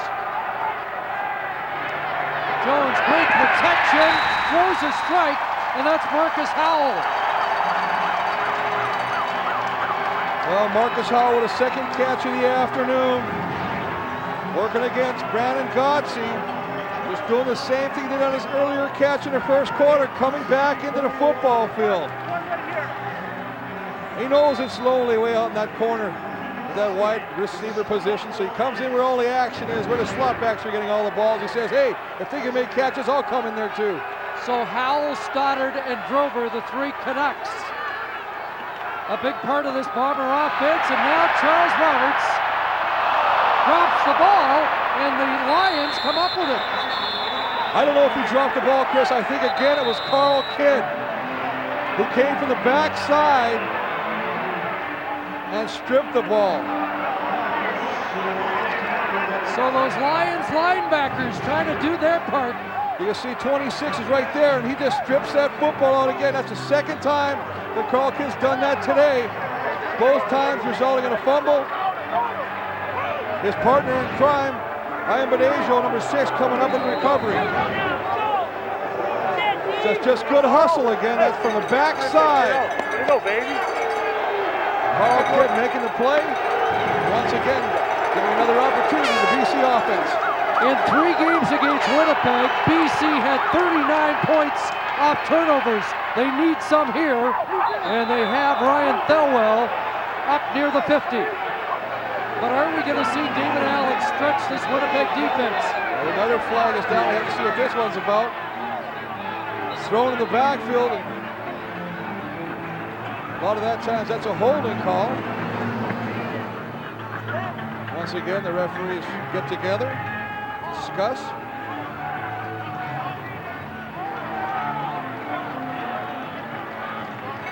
Benefield indicating is against the Lions. Winnipeg has allowed only 4 touchdowns in the last 5.5 games. 18 points in the last 3 games. BC number 57, repeat first down. Dan Payne charged with the hold, the right guard. Well, he's working against Denny Fortney. He's right there, and he's just going to get the right hand on the face mask. Referee sees that, throws the flag. First and 20. Back at the Lions 29. Over the middle and behind Jason Claremont. Well, they're trying to get 20 of that back. Good coverage by Dave Donaldson. Right in the hip pocket. And Chris, aside from the one catch that Claremont had in the first quarter, has been relatively quiet. Haven't really looked his way much. And unfortunately for Adam Rita, when he was open on that 3rd down gamble, Allen elected to pull it down himself. Second of the bunch. Allen hit as he threw, but Thelwell is able to reel it in. That's a nice job of bringing the linebacker blitz. Brian Clark, 48, is going to come on the blitz. Does a nice job forcing Damon Allen to throw that ball a little before he wants to, but he gets it to where he wants to, and that's just Thelwell. But again, it's the situation right now. They're just running 10 yards and out, making the catches, and it's another scenario where the cornerbacks are just sitting back. Defenders, the Bombers secondary say, hey, we are playing this entire game in front of us. We're not having to turn our hips or do anything that might beat us deep. 3rd and 6. Martino, a couple of steps to his right, and now Bruce lets it hit the carpet. Surrounded and brought down at the 33.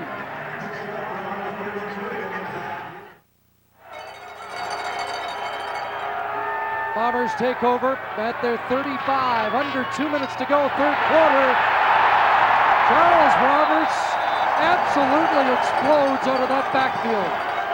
I don't know if there's a vehicle around that accelerates from 1 to 100 that quick, but Charles Roberts just does that. He gets set. Mike Sellers again. Look at that block to the outside. I mean, he creates it. Your offensive linemen have to get a helmet on a helmet. Your fullback is responsible for either blocking the linebacker in or out. Mike Sellers, wonderful job knocking him out, creating a natural lane. And Charles Roberts just explodes through it. Thunder and lightning, and Roberts has 80 yards on the ground, and he'll get a couple hard-fought yards there with Brent Johnson in for Craig Powell making the stop. And remember, Winnipeg is undefeated when Charles Roberts runs for 100 or more yards in a football game. Well, he set a tone on that first drive, and Dave Ritchie mentioned it, Danny McManus too, that they got away from it a little bit later in the first half. Oh, I like it. I mean, you pound it up with the big man Sellers, and you give it to lightning, as you like to call him, Charles Roberts. 2nd and 8. Dump it off. Here's Thunder. And Mike Sellers carries the pile close to a first down and makes Dave Ritchie have to decide whether a third down You gamble's worth gotta it. love a guy like this. They're gonna keep coming to this play. Slide him out, give it to him. Nice job of trying to head jack to get the defender off, and he carries 3 guys, but what he does is the emotional lift he gives his team. His teammates love this guy. I mean, there's nothing like when you get a guy like this. It's like bringing your 16-year-old brother to play football with the 10-year-olds down the block. I mean, he's a star. He's much bigger, and that's what's happening right now. I mean, Adam Rita said it yesterday. He said, Mike Sellers, hell, he's bigger than everybody on our defense. It's funny you mentioned that, because he said, I was so big as a kid because of weight in the Pop Warner. He always had to play against kids 2 or 3 years older than him. Dave Ritchie decides that it's not worth the gamble with a 17-point lead. So Bob Cameron puts it away, and it's a nice kick to G. Roy Simon. Gets a block, and now a flag. And that was a late flag. You know what, Chris? I am hoping that that wasn't on Eric Carter, because that was a good block. He was right to the side of the guy, and then the referee right at the point of attack didn't throw the flag.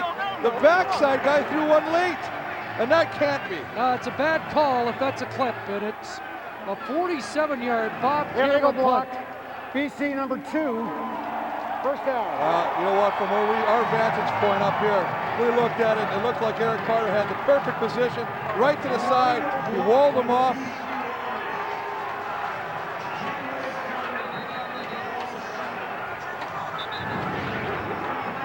He's right there, and you can see he gets to the side. Now he goes down and knocks the guy down, but that's not the penalty. You don't get a penalty for knocking somebody down. You get bonus points in special team meetings. And you know what? That's one of the things that infuriates me when you get a guy at the point of attack. The referee's right there. The one who's got the best sight line, he doesn't throw the flag, but the guy from the behind, 20 yards down the field, late, throws the flag. And it backs the Lions up to their 3 as Andre Arlene gets attention. Closed captioning of this program has been brought to you by GMC. GMC, building legends. Andre Arlene, St. Francis Xavier product, won a Grey Cup with the Stampeders in '98. Looking for his 4th Cup appearance in 5 years. It looks like he'll be okay. Well, that penalty is backed up BC to their own 3-yard line. This should be the final play of the 3rd quarter. Might be a time to call Alfred Jackson's number. It's the other wideout, Ryan Thelwell, and some breathing room for the Lions, and a late flag as Thelwell was escorted out.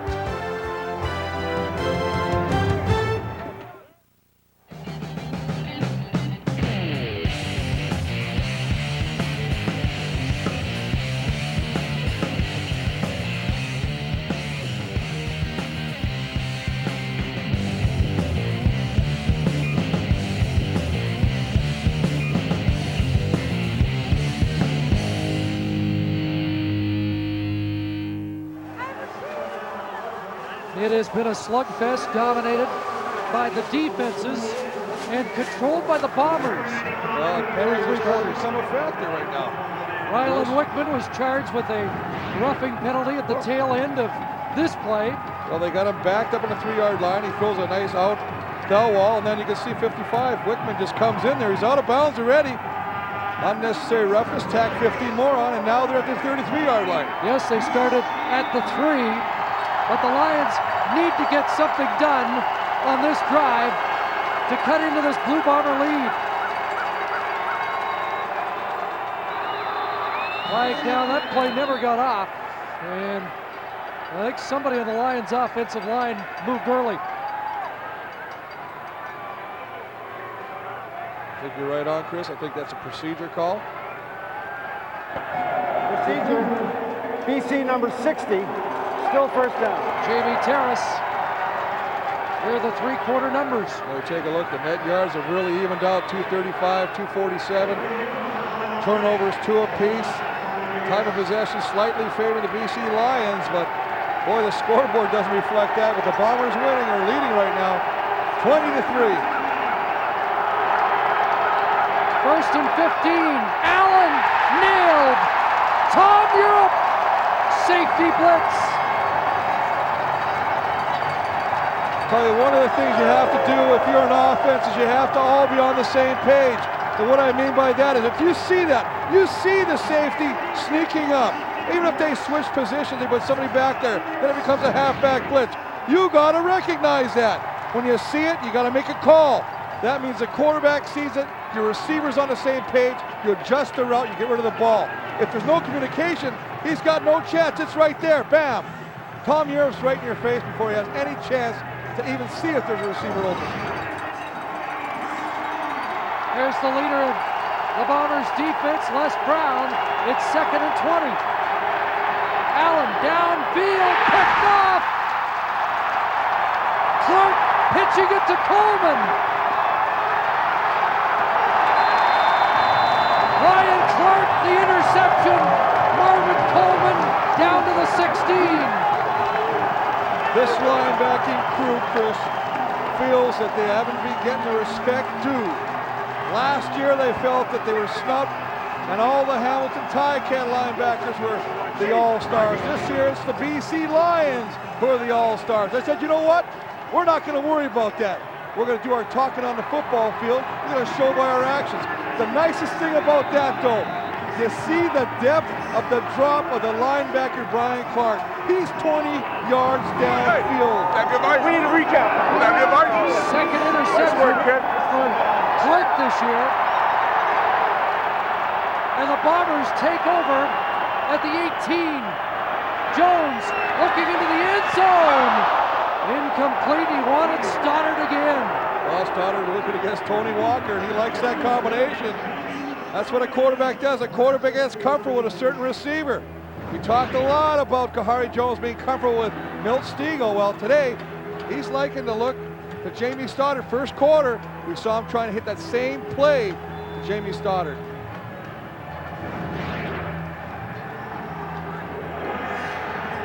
So it's 2nd and 10 from the BC 18-yard line. Sellers the lone setback. Flag down. Sellers drops the ball. Well, I'll tell you what, had that play be successful, I tell you right now, Mo Elwanibi would have got a holding penalty because he tried to swallow up Ian Badejo as he's out there trying to get a block on him to Spring Sellers. Going to call offside the Bomber offense. You can see Ian Badejo having a little chat with the referee there, saying, hey, watch 64 because pretty much had me for dinner. Offside. Winnipeg number 1. Decline. 3rd down. Charles Roberts was a little over anxious. Penalty declined, and Troy Westwood will come on. Well, that's one of the plays they've used successfully all day, and that's basically either leak Charles Roberts out or Mike Sellers. Get on the ball, get him an open field and see what he can do with it. So Troy sizing up a 25-yard attempt.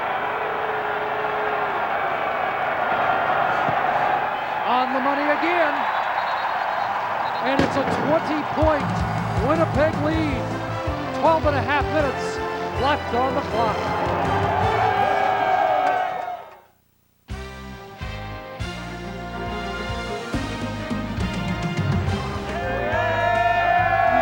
Well, these Bomber fans sense it here. Unfinished business has been the motto in Winnipeg, and here's how the scoring's gone. 10 points in the first quarter, 10 more in the third, and now the Westwood field goal to make it 23-3. Allen slings it, now for Jackson. Can't hold on. Let's have a word about this defense, Chris, because the last two games, they shut out their opponents for the first three quarters. And today, just 3 points for Damon Allen and the Lions. I can see what's happened right now. If it's Damon Allen, if it's Sean Millington, and of course a couple key interceptions. Milo Lewis, the sacks. Tom Europe with the latest one. Harold Nash had one earlier. They're all over, playing inspired football. 2nd and 10. Allen gunning it. G-Roy Simon can't squeeze it.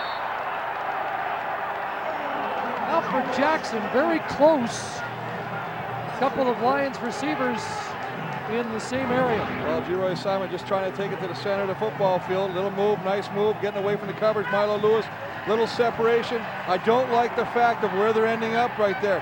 That to me is a lack of concentration. You can't have a receiver. Look at the two receivers there. That's 7, that's 81. You can't have that. You know what? There's no excuse for that at this time of the season.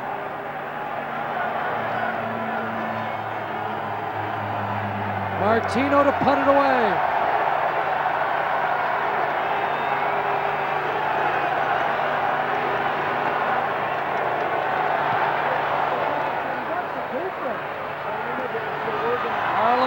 The third. Hold. Up to the 48. 35-yard punt. And a 20-point Winnipeg advantage.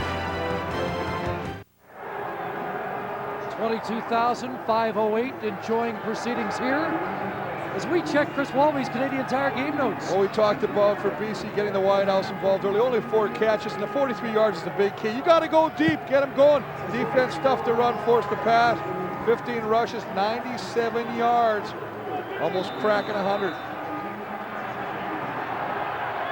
Bombers with the football at their own 49. Sellers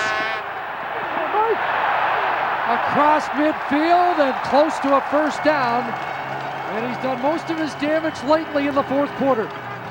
Well, nice job, and we take a look at Winnipeg's. The keys, Thunder and Lightning, Sellers, and Roberts, 143 combined yards. Just saw a great run by Sellers right there. Defense, you got to keep Damon Allen in the pocket. He's got 6 carries for -6 yards. Hey, they're doing their job. They've not only kept him in the pocket, they've punished him in the pocket. 2nd and less than a yard.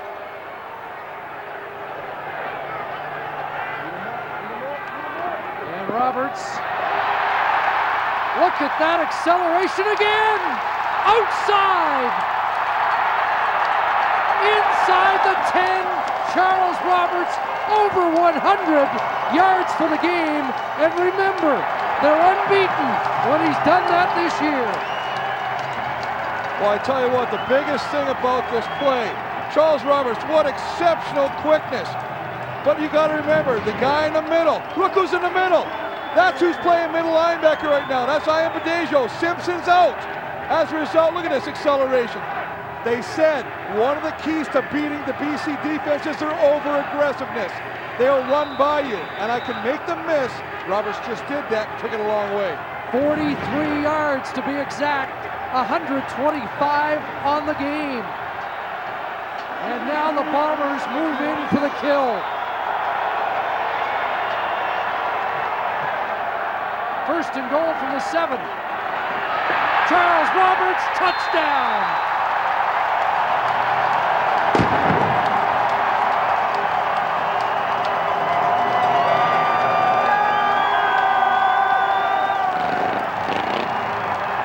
The Grey Cup finalists a year ago are booking their trip to Edmonton.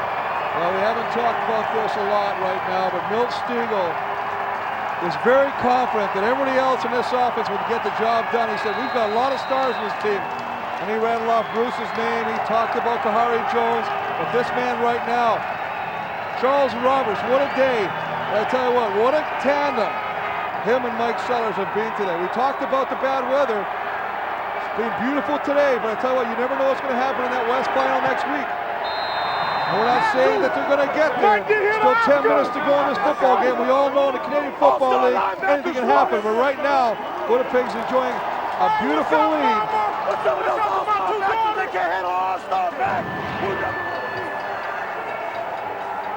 Nice job of Wilson just getting out there, pulling him around, getting to the outside.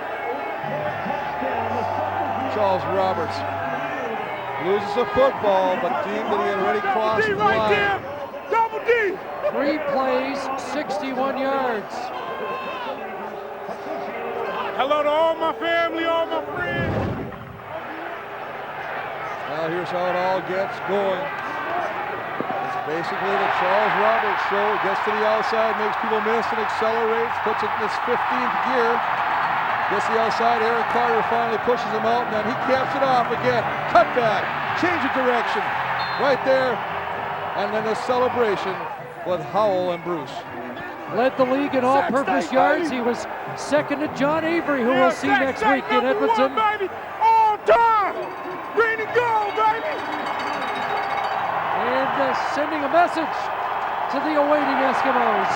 Well, we also know, Chris, that the head coach, Tom Higgins of the Eskimos, is here watching the football game, and he's definitely got a full notepad full of notes.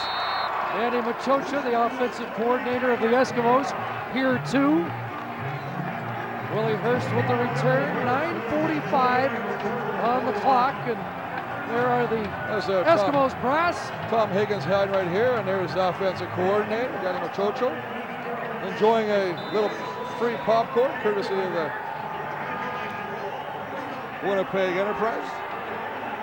20 unanswered Blue Bomber points.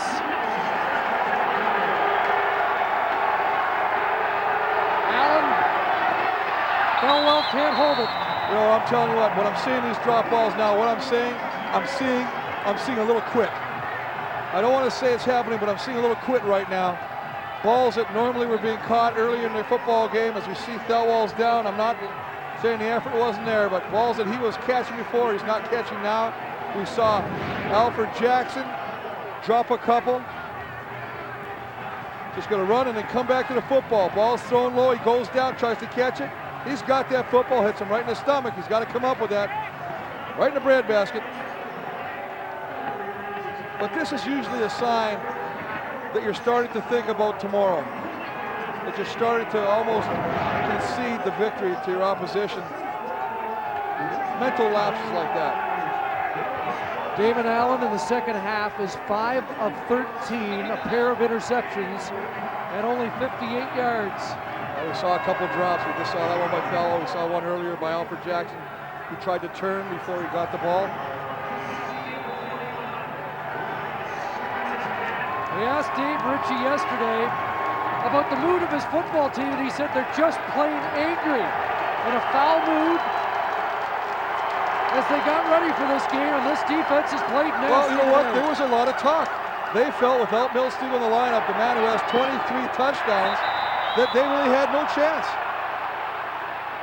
Flag thrown on that incompletion intended for Claremont, and I think Dave Donaldson's pleading his case, but they're going to call it pass interference. That's a big play. Forward pass interference. Winnipeg number 2. First down. Well, Dave Donaldson indeed with the pass interference call. Breathes a little life into the BC offense. Gets them on the Bomber side of the football field.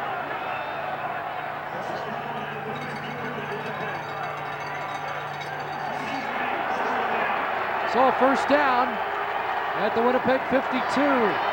Allen over the middle, and Millington nailed by Brian Clark.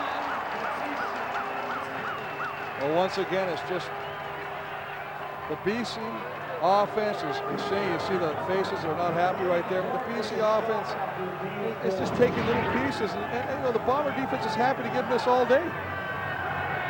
It's completion, but it's for only 4 yards. And you know, I think time is becoming an enemy of the BC Lions. They've got to start striking and quickly. 2nd and 6. Allen and Alfred Jackson pulled down by Marvin Coleman right about the line of scrimmage. And Marvin says it's not happening over here. That's a nice job, and all they're trying to do is get the ball on Alfred Jackson. They call him out. Action Jackson. Now he's going to try and turn, make something happen after he catches the football, but Marvin Coleman closes it, wraps him up, takes him down. You know, Chris, 9 of the 12 starters on defense were in the Grey Cup game last year. A 10th would have been Ryland Wickman, but he missed the playoffs with a knee injury. Ricky Bell was in the Grey Cup last year for Calgary, so this is a seasoned Blue Bomber defense. And now it's 3rd and 5 to stay alive. Allen to Thelwell, flag down. Pass interference on Ricky Bell. Well, we talked about, this is one of our game notes. We said you got to attack the quarterback. That's not to say they're not good quarterbacks, but you knew that Marvin Coleman hadn't practiced all week with a bad back, and you know that Ricky Bell is very aggressive. Winnipeg number 20. I mean, when you look up the book and you see what the player's about, that's what it's about, number 20. Very aggressive, in your face. You can see right there, he's all over Thelwell. Doesn't allow Thelwell to even try to come up with the ball, and the flag's going to be thrown every time on a play like that. So the second pass interference call to prolong this drive for BC. 7:15 left. Thelwell. And Ricky Bell brings him down at the 15-yard line.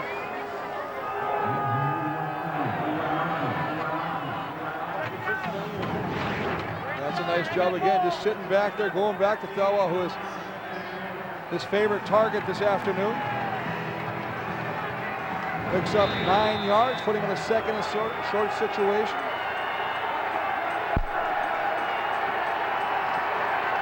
Allen with an audible at the line. Millington should have the first down, but it was hard fought. Well, that's one of the things, I mean, they make you earn every yard. Here's the Bomber defense, obviously, look at this. Fewest yards average rushing, 79.9. Let's round that out, 80.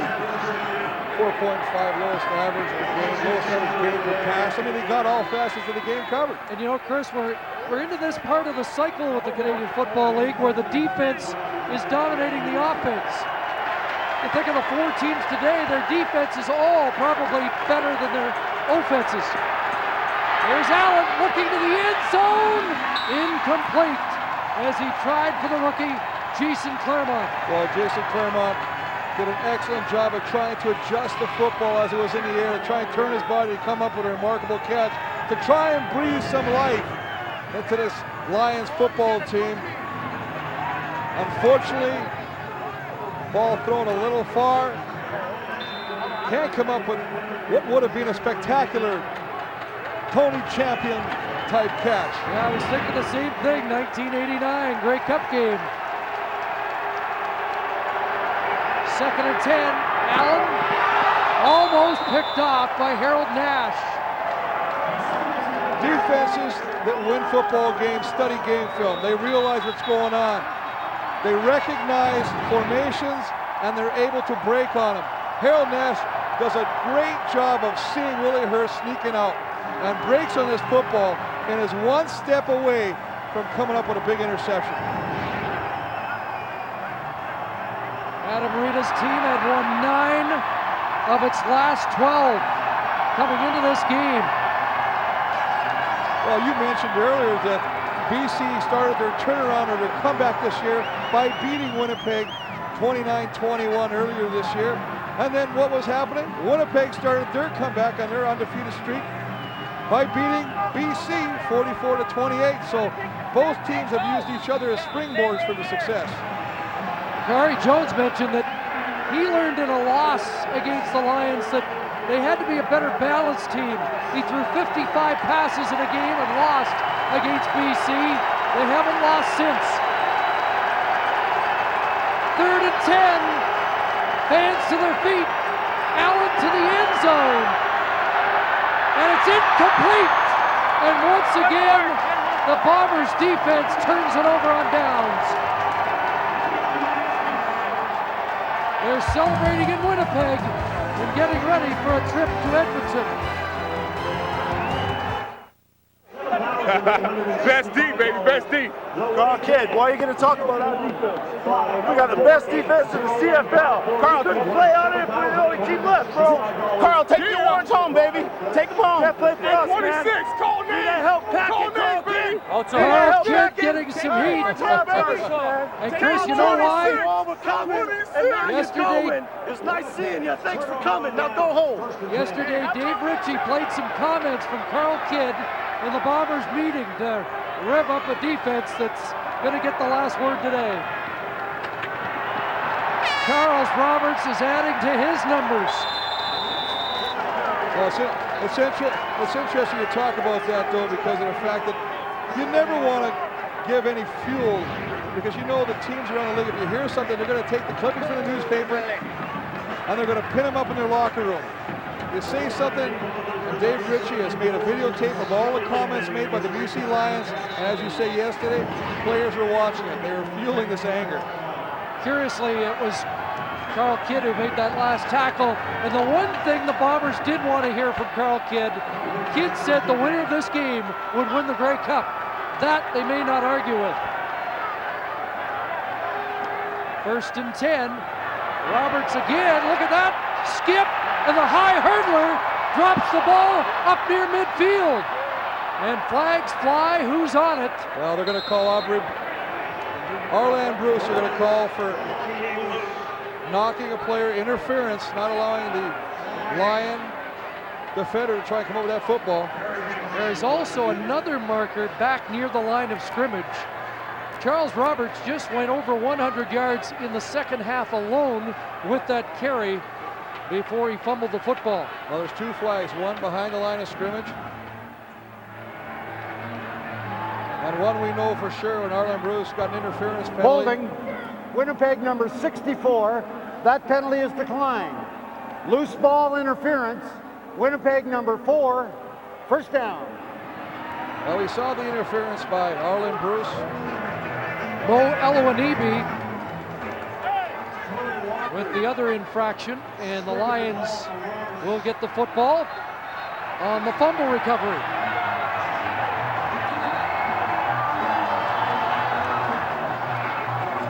So 3:55 remaining. Well, right there, Arlen Bruce just going to basically push Manny Martin, 23, the safety of the Lions, away from having any attempt to come over that football. Looked like Ian Badejo finally got it for the BC Lions. There's Carl Kidd. One of the most colorful characters in the Canadian Football League. Well, you know, the media guys love him because he's always a quote. He's always got something to say. Ronnie should have been the outstanding player nominee. I'll tell you what, they do have a good defense, but I'll tell you what, you got to give some credit to the Bomber offensive line.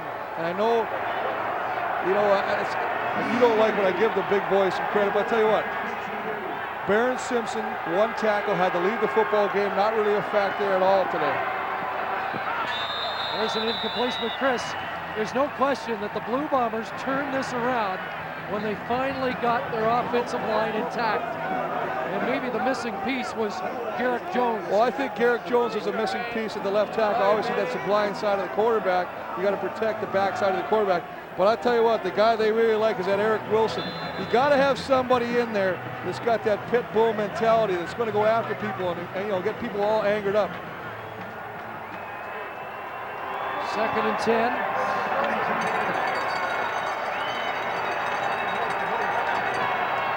Allen dumps it off, Sean Millington.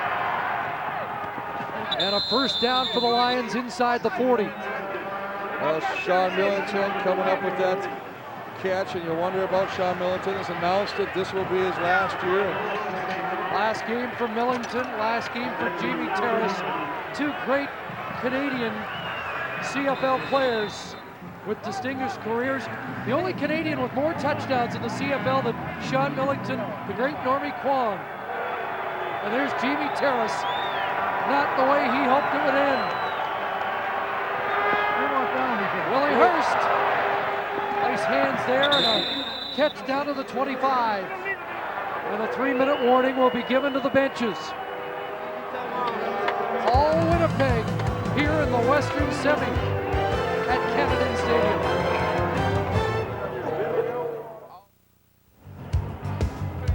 Well, the road to the Grey Cup continues next week. We'll begin our coverage with the East Final. It's the Argos in Montreal to play the Alouettes. Then it's off to Edmonton for the West Final. The Eskimos will be watching this game today because they'll play the winner next Sunday. Right now, it looks like it's going to be Winnipeg. That all begins at 12:30 Eastern. There's Darren Allen over the middle, and Claremont with a catch. Dave Donaldson hanging on inside the 10. What a year Jason Claremont has had. The Usher Collegiate product out of Regina, and a Rookie of the Year finalist against Keith Stokes. Well, they keep trying to come back to that. And why do they do that? You see Dave Donaldson, who's sneaking over to play safety. They're actually just changing numbers. Tom Europe is lining up and coming on the halfback blitz. First and goal for the 8. Millington pushed out at the 5.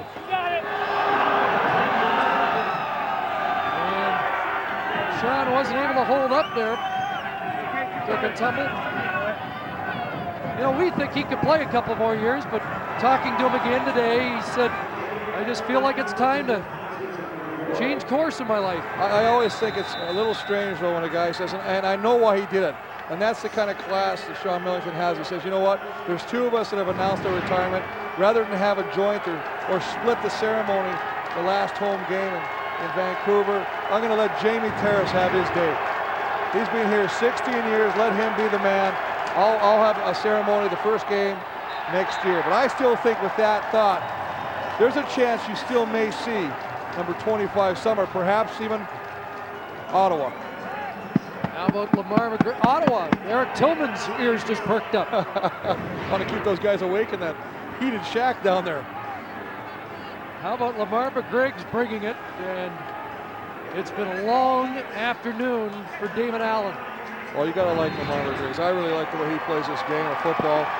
You know, conversely, when you talk to a guy like Ian Badejo, who was upset, who was with Winnipeg, people forget that he was with the Bombers and he was let go, and they signed McGregor ahead of Ian Badejo, and he came out, matter of fact, and said that was a slap in the face. 3rd and goal, and Allen will carry and not get there. Stopped at the 2, Wayne Reynolds made sure the door was shut. Let's go. Now you talked about the missing pieces of the puzzle on the offensive line.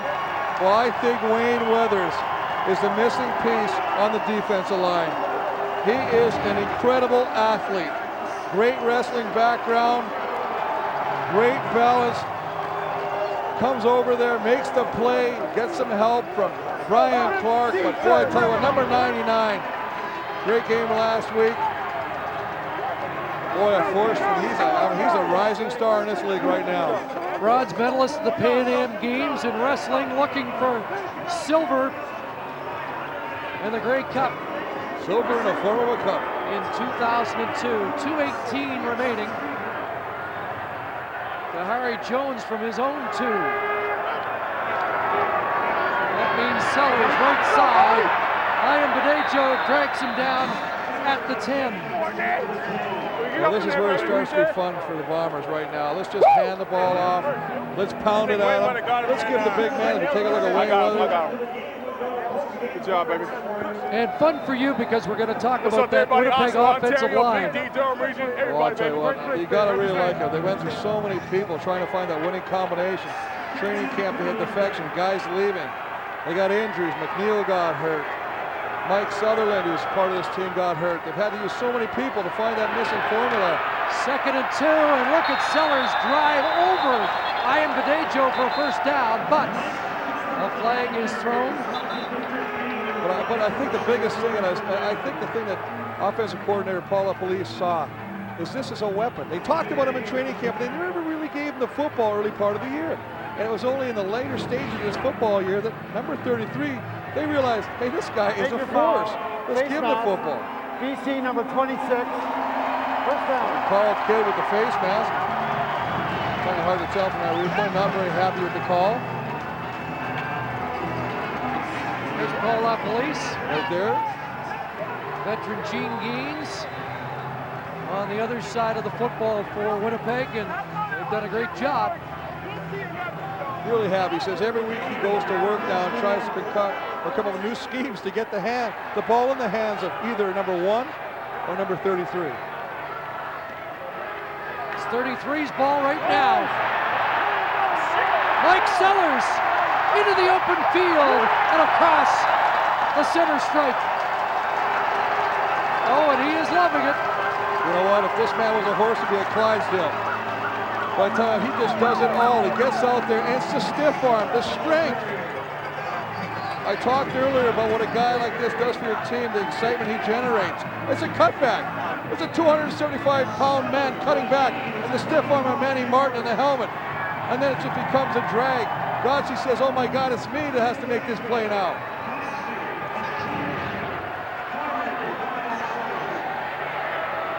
So 9 yards each time he carries the ball.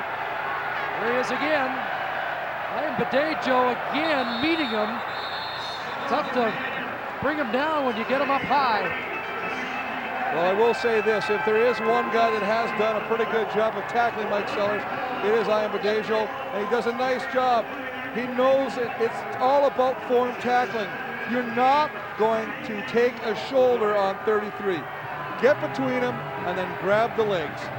Lightning has 157 yards. Thunder was 66. That's 223 yards rushing for the Winnipeg Blue Bombers backfield. And we talked about this. We said next week we're going to Edmonton for the West Final. It's cold there too. You got to have a running game. We know Winnipeg has one. And we know the Eskimos have one with the leading rusher in the Canadian Football League. Sellers again. He's getting outside, and another first down.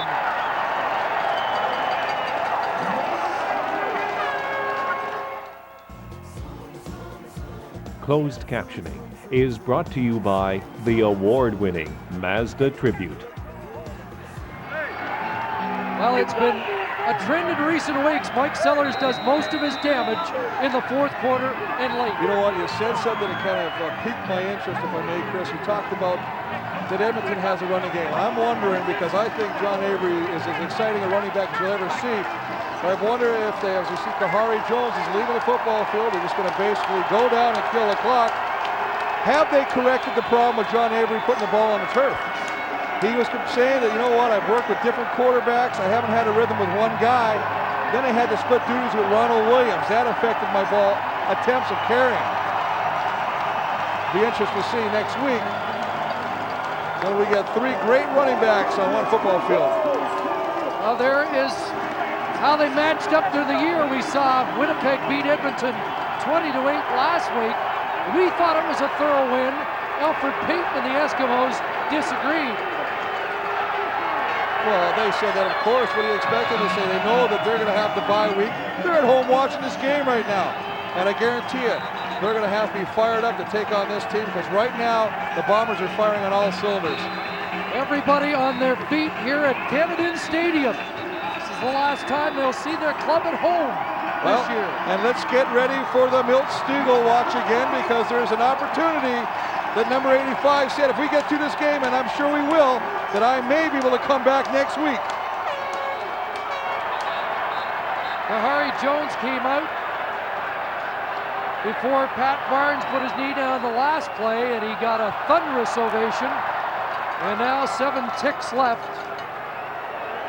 There's Milt. Will he be back? Is it a hip? What's going on? Or is it ribs? Beat him down. And there's some kicking going on. Look at this. Carl Kidd with 3 boots to the head. 4 boots. You can't have that. You got to get that out. There are suspensions about to happen, and you got to be worried about Bombers who might be affected before the game next week. Apparently there's a fan involved, and that was the target. Well, fan or player, Chris, there's no room for that. We don't condone fans rushing on the field until the game is over. Celebrate after with the team.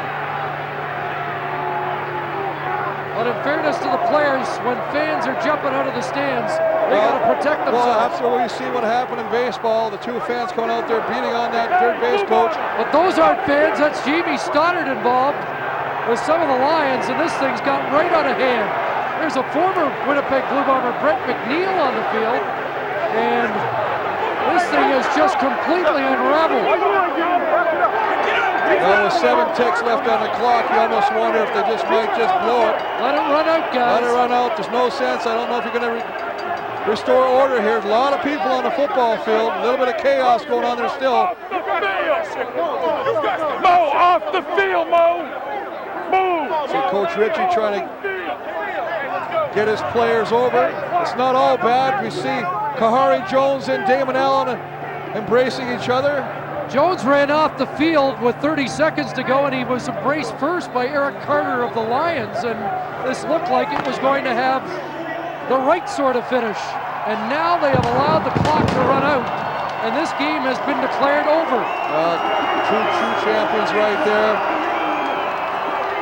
Well, the understudy beats his mentor today as Kahari Jones and the Winnipeg Blue Bombers prevail. Well, let's find out what happened. Right here, you see there he comes on the football field. He's pointing.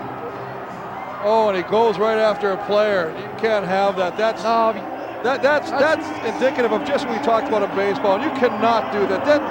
You know what? You got to put that. He's got to do something. I'm sorry. You got to sit him in a lockup somewhere. Let him think about it. Let's join Brenda Irving. Well, thanks, Chris. Charles Roberts, your team is undefeated when you run 100 or more yards in a game. You made it look easy again today. Well, you know, we was on a mission tonight. They made some statements earlier in the week that we couldn't run the ball against them, that they had some quality linebackers over there.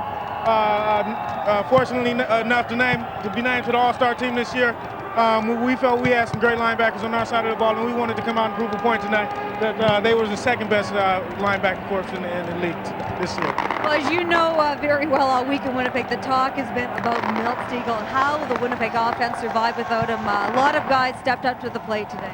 Well, you know, that's what we had to do. Just because Milt wasn't playing didn't mean we didn't still have championship dreams, and you know, we needed to come out here and make our dreams come true, and that was win a game without Milt tonight. We'll have next week. Are you a little bit surprised at the way the Winnipeg defense, or rather the Lions defense, played today? No, we got a great quality defense all together, man. Front seven, you know, secondary. It's just a great defense, and they came out to play tonight. All we had to do really was put up those 3 points to start the game and rely on our defense to pull it out for us. Good luck next weekend. Thank you. Hi, Mama. Hi, Daddy. Hi, Kayani, Kiara. I love you. Arlen Bruce had a heck of a game. Can you take us through that 112-yard touchdown? Oh, I didn't even know it was that long. It was just a play. Coach said, you know, I don't think he can get the field goal, and if he missed, bring it out. And I had a heck of a wall set up, and I just did what I could do to get to the end zone. Big-time players make big-time plays. Look ahead to Edmonton next week. Is it going to be the same club that we saw here last Saturday? No, Edmonton going to come in. We're going to go to their house. They're going to be fired up. You know, it's going to be sold out. It's going to be chilly or whatever, but, you know, the best team wins next week. Congratulations. All right, thank you. Well, here in Winnipeg, a huge win for the Bombers as they take the Western semifinal over the Lions.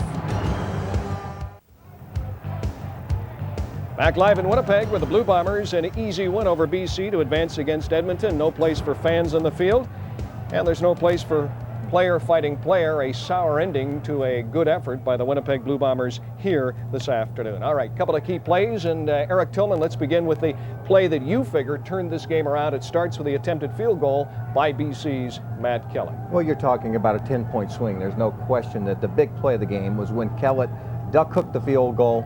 You end up getting a return by Bruce. 10 points, changes the momentum of the game. And you see it right here.